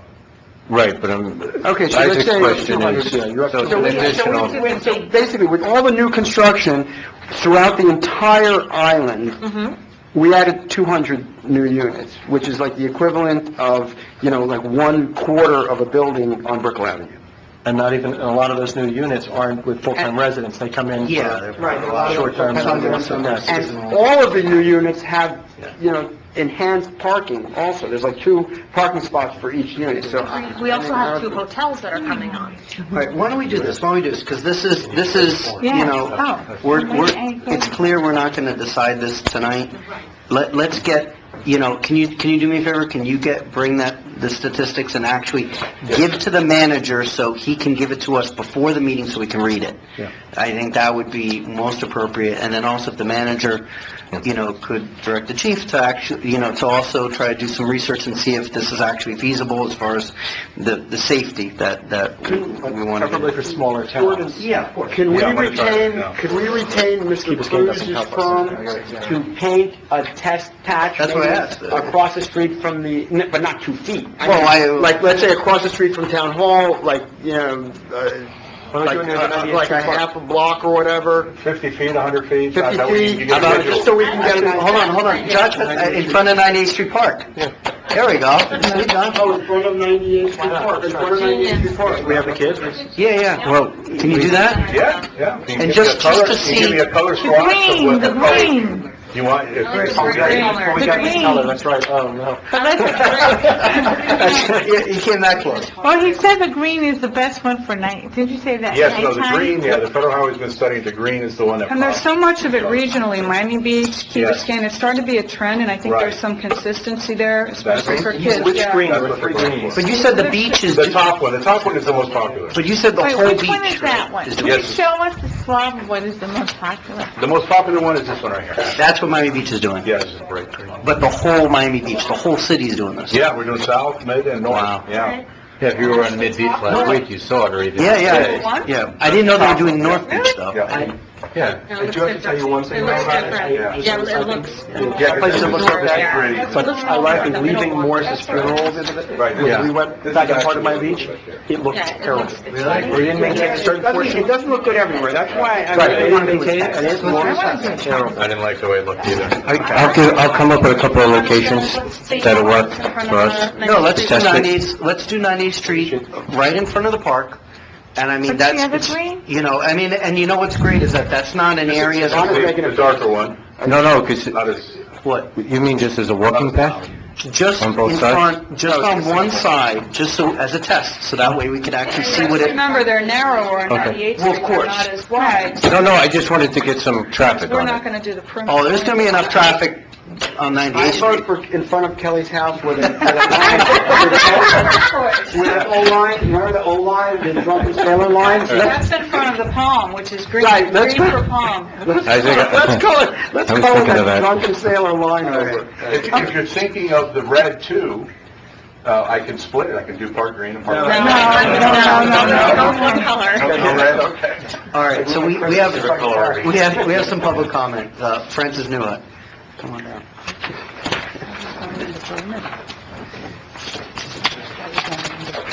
Before Francis Newell had 1060 Ken Concourse. Before I even begin, I need some clarification.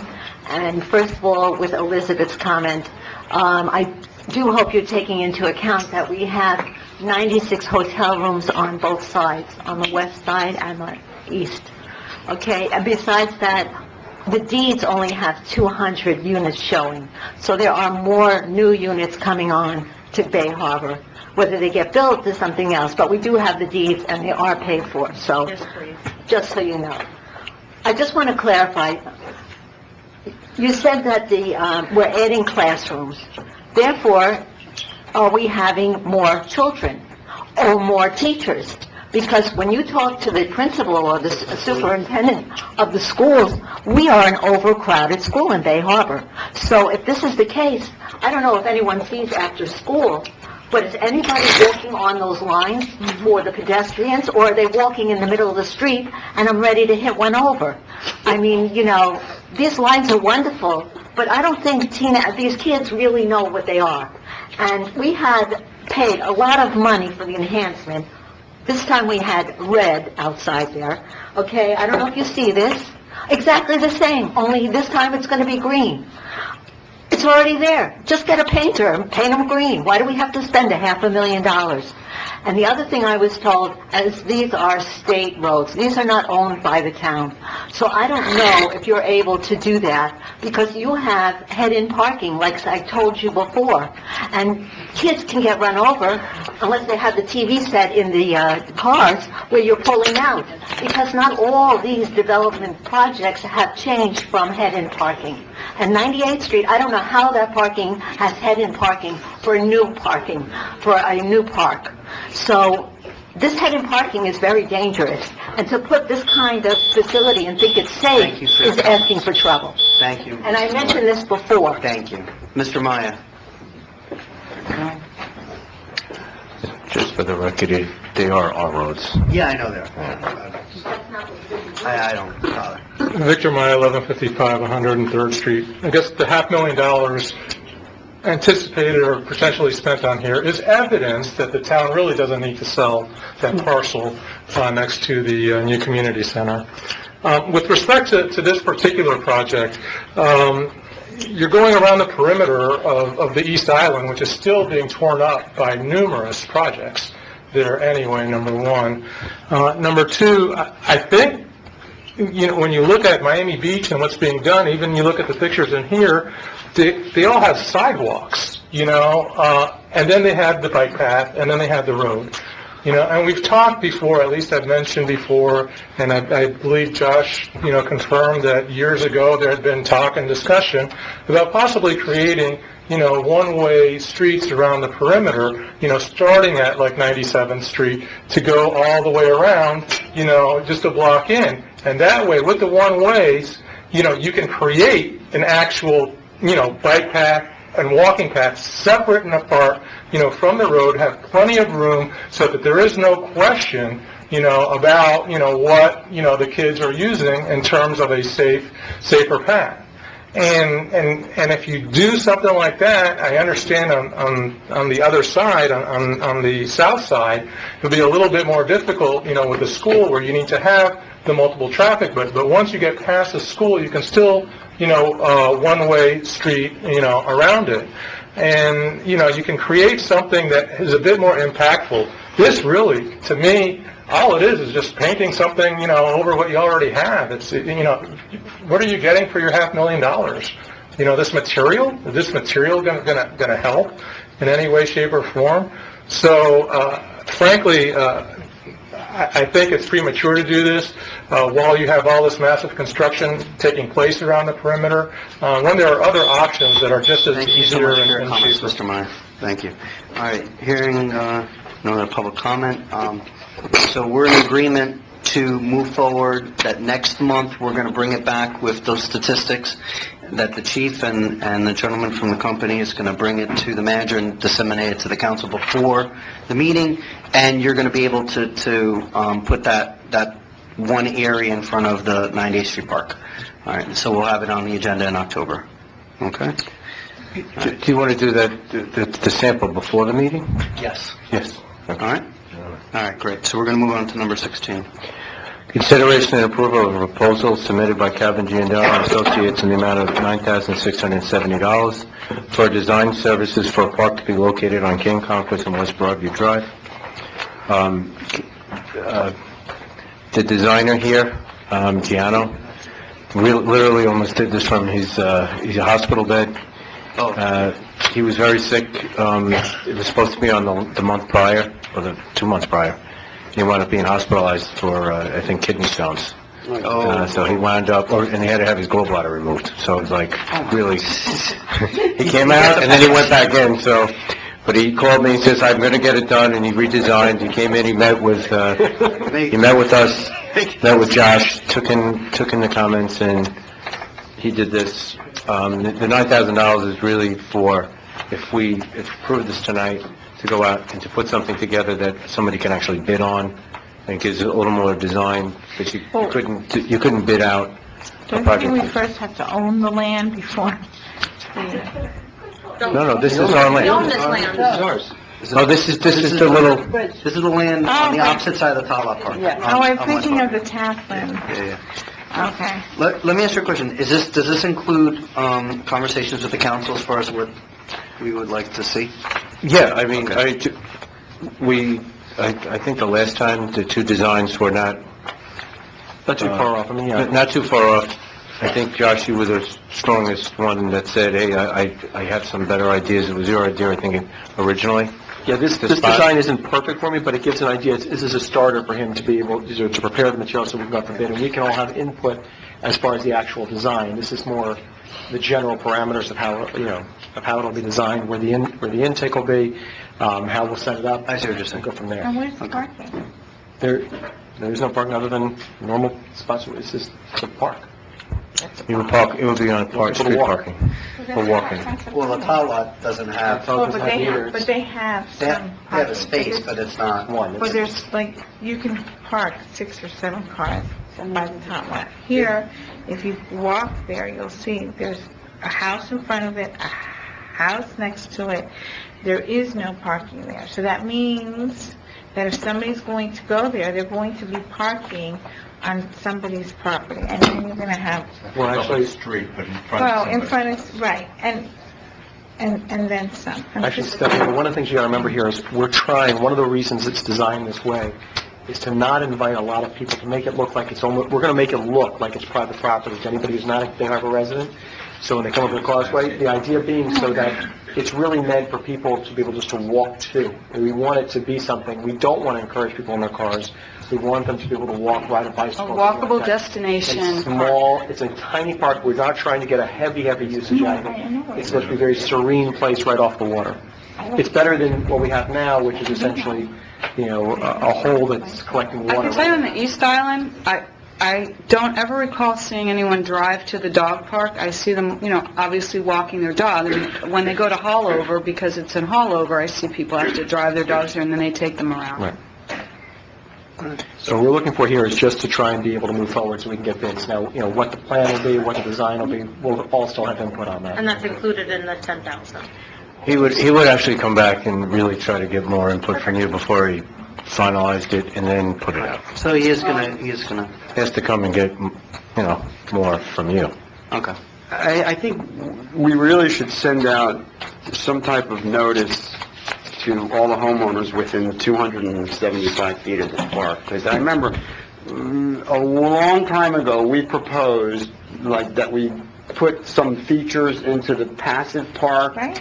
and there's a very vocal Oh, yeah. neighborhood group there Oh, yeah. that I'm sure that they're going to have Lots to an say. opinion on what, what we're proposing here. What about Jackie? Does Jackie know about it?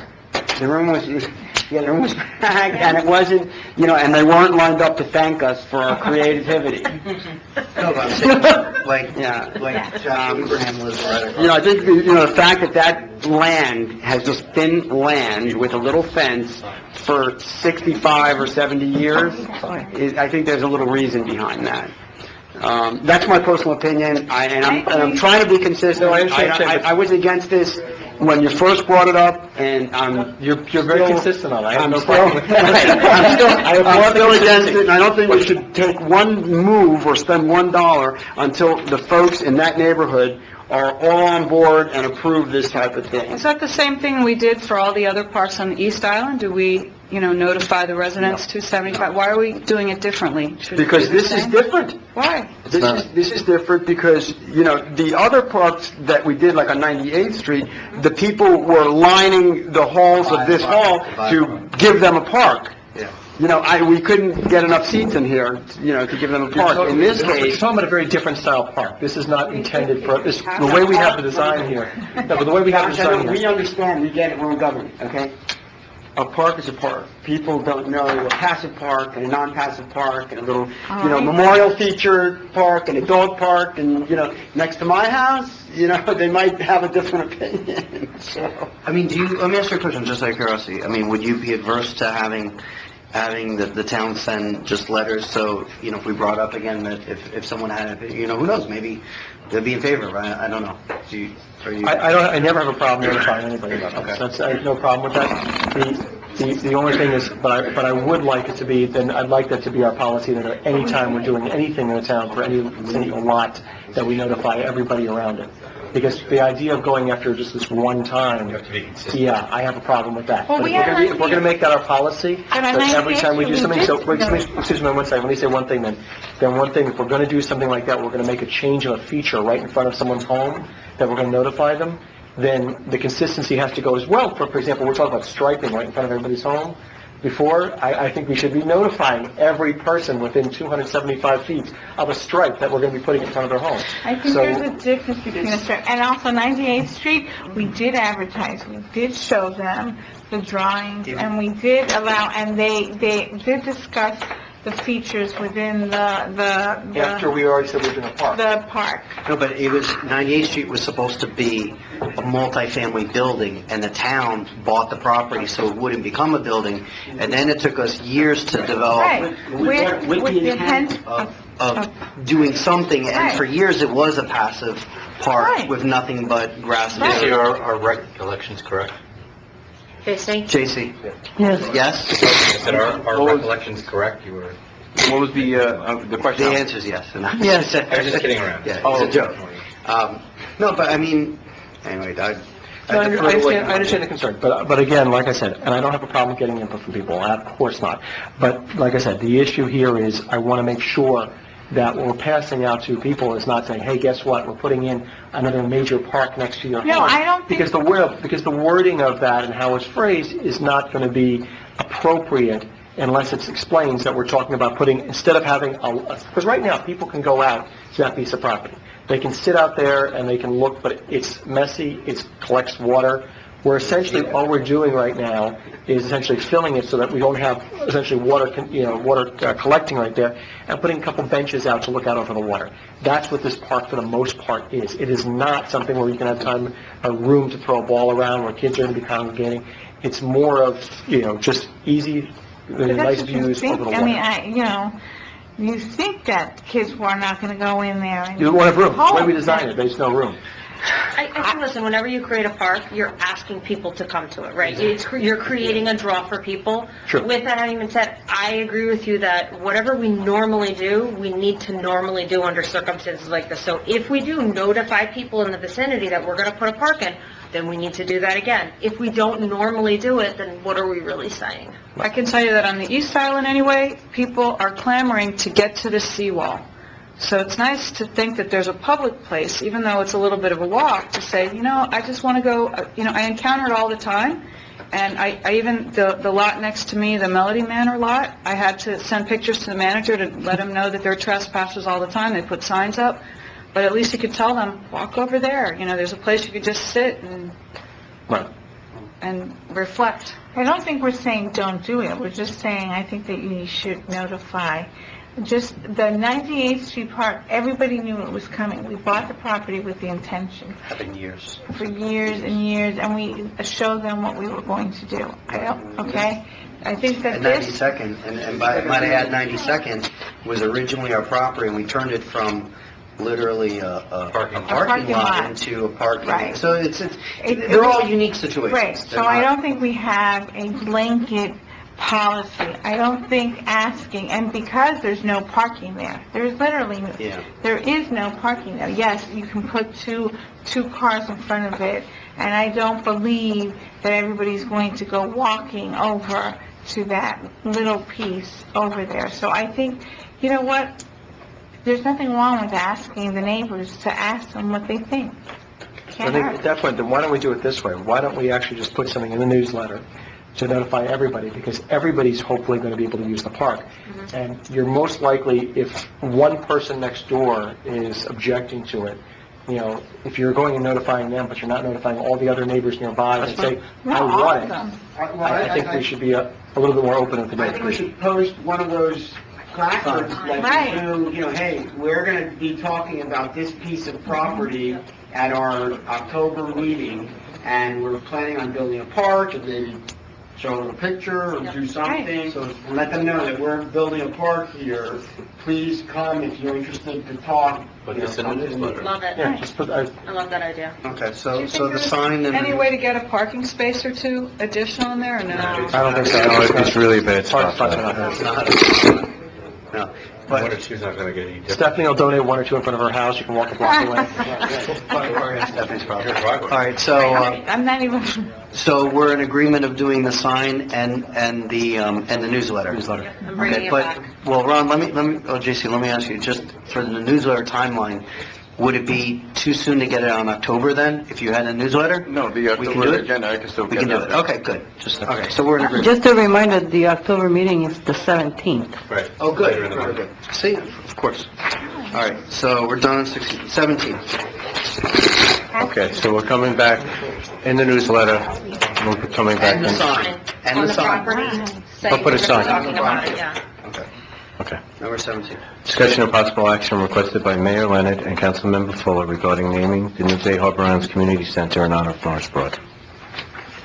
All right, I guess you want to say half of it, I finish? No. I think we both have the same idea. Yeah, I think, my gosh, I mean, where do you begin? I mean, for all the things that Morris Broad did for this community, I mean, we know, you know, some of us know better than the community as far as all the little things that when, you know, we needed funding or just something out of the blue, we said, you know what, the Broad Foundation will cover it, I'll take care of it.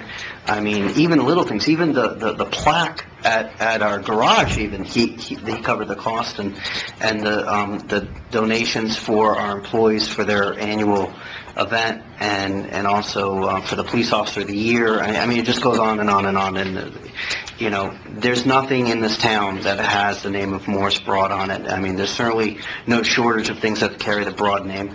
But, you know, for how many decades has Morris devoted, you know, his life to this community? I can think of nothing better than to name something in his honor.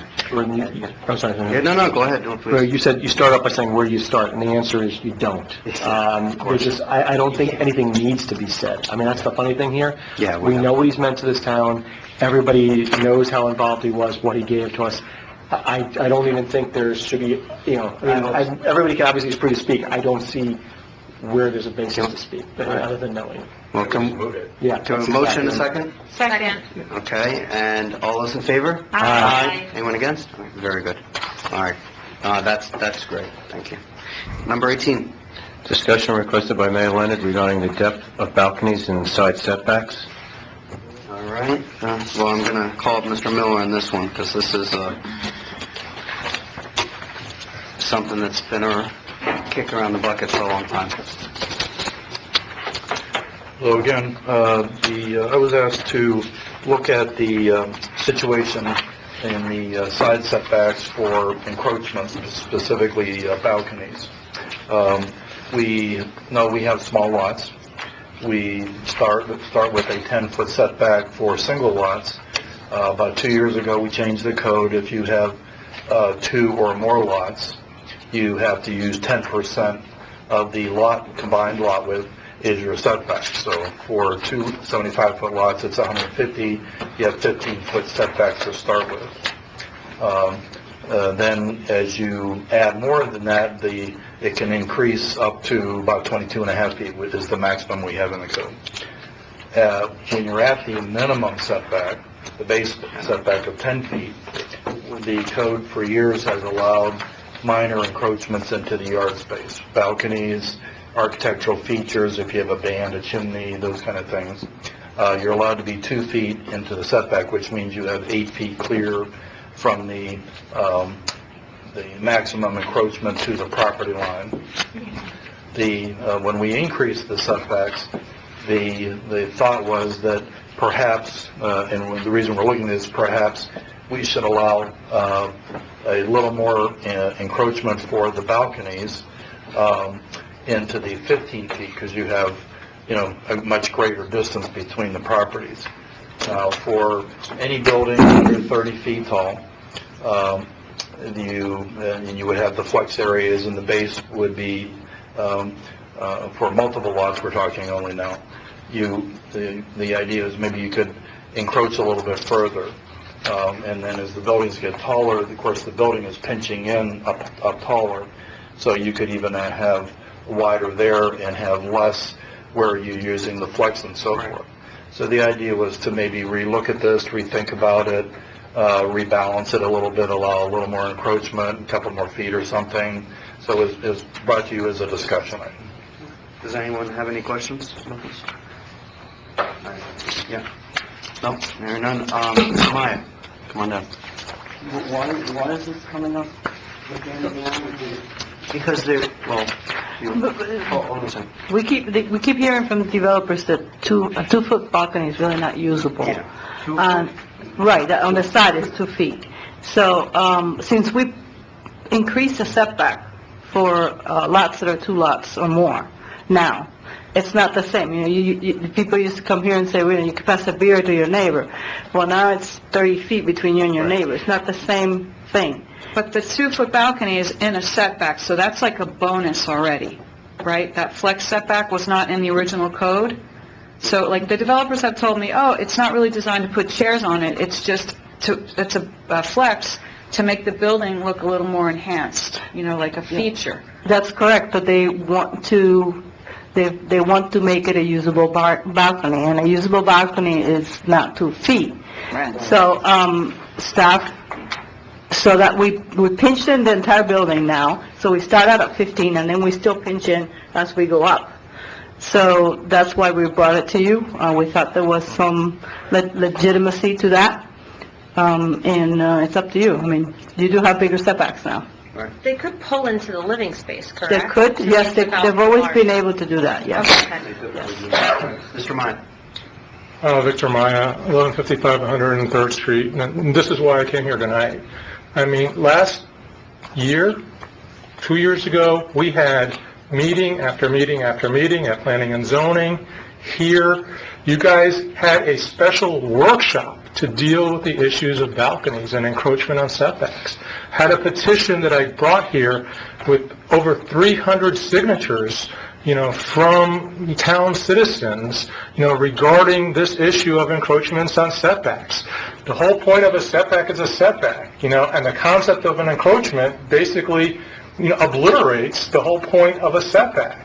So I want to know is what we agreed to with respect to the RM3 district and my building, whether this proposal is going to change and undo everything that we went through just last year. That this very body, 6 out of 7 of you that were here, all agreed, that those setbacks, those side setbacks, were not to be encroachable under any circumstances. Now, here I am, and I'm seeing, we may be undoing all of that. And you talk about notice, to people, and this is coming right on the heels of our hearing, that P3 is thinking about changing their design, on the Continental to have a lot more density in there. So I am very, very concerned that we are considering going back on what was already agreed to after much politicking and meetings and effort and blood and sweat and tears, to get where we were with respect to the setbacks, on the sides and the balconies. We came to an agreement, and all of a sudden now, because, some developer, unnamed, wants to change it. I think it's wrong. All right, thank you for your comments. Are you at liberty to say which developers All are of them. asking? All of them that have submitted projects lately, pretty much said that. Yeah. And I would say that in response to the comment, in the RM3 district, the code has always said you cannot encroach into the setbacks Right. with balconies. Not so in the RM1 In the and RM2. It has Right. always allowed Right, of course. some encroachments of, Mhm. like I said, there's a number of items listed in the code. So there's nothing going back on the RM3. That was a specific situation. So this would only apply to our RM1 and RM2 if you think it's a good idea. And things have changed. We did increase the setback. It's not 10 That feet. for a reason, though, so 15. we'd have more space. Vista. Yes, and some people like more space on their balcony. There you go. So, You can go inside. well, I brought it to, your attention to see if this is something that you want to have on for first reading to look at. Yeah. So, is this something you want to have? I honestly, respectfully think it's going backwards. We made our code the way we did, we agreed, and it was an enhancement to the community. And this will be a detraction. I'm very sensitive to it because, I have a new construction right next to me, even though it's not in the larger setback. And I can tell you, even those little 2 feet balconies, they cause shade. They really change your perception and give you a very claustrophobic feel. So I'd hate to see us go backwards. Well, I gotta tell you, I think that some of the apartments that they're building with those fake balconies, just, aesthetically, they may look okay until you actually go inside, and then it's just, it lessens the value of the buildings. I mean, who wants to live in an apartment where it has a balcony that's a foot? And it's just, and there are examples of that. Look at the, what's that one on 101st Street, the townhome project? Lotus. Yeah, Lotus. Look at the balconies there. It's like, a couple inches.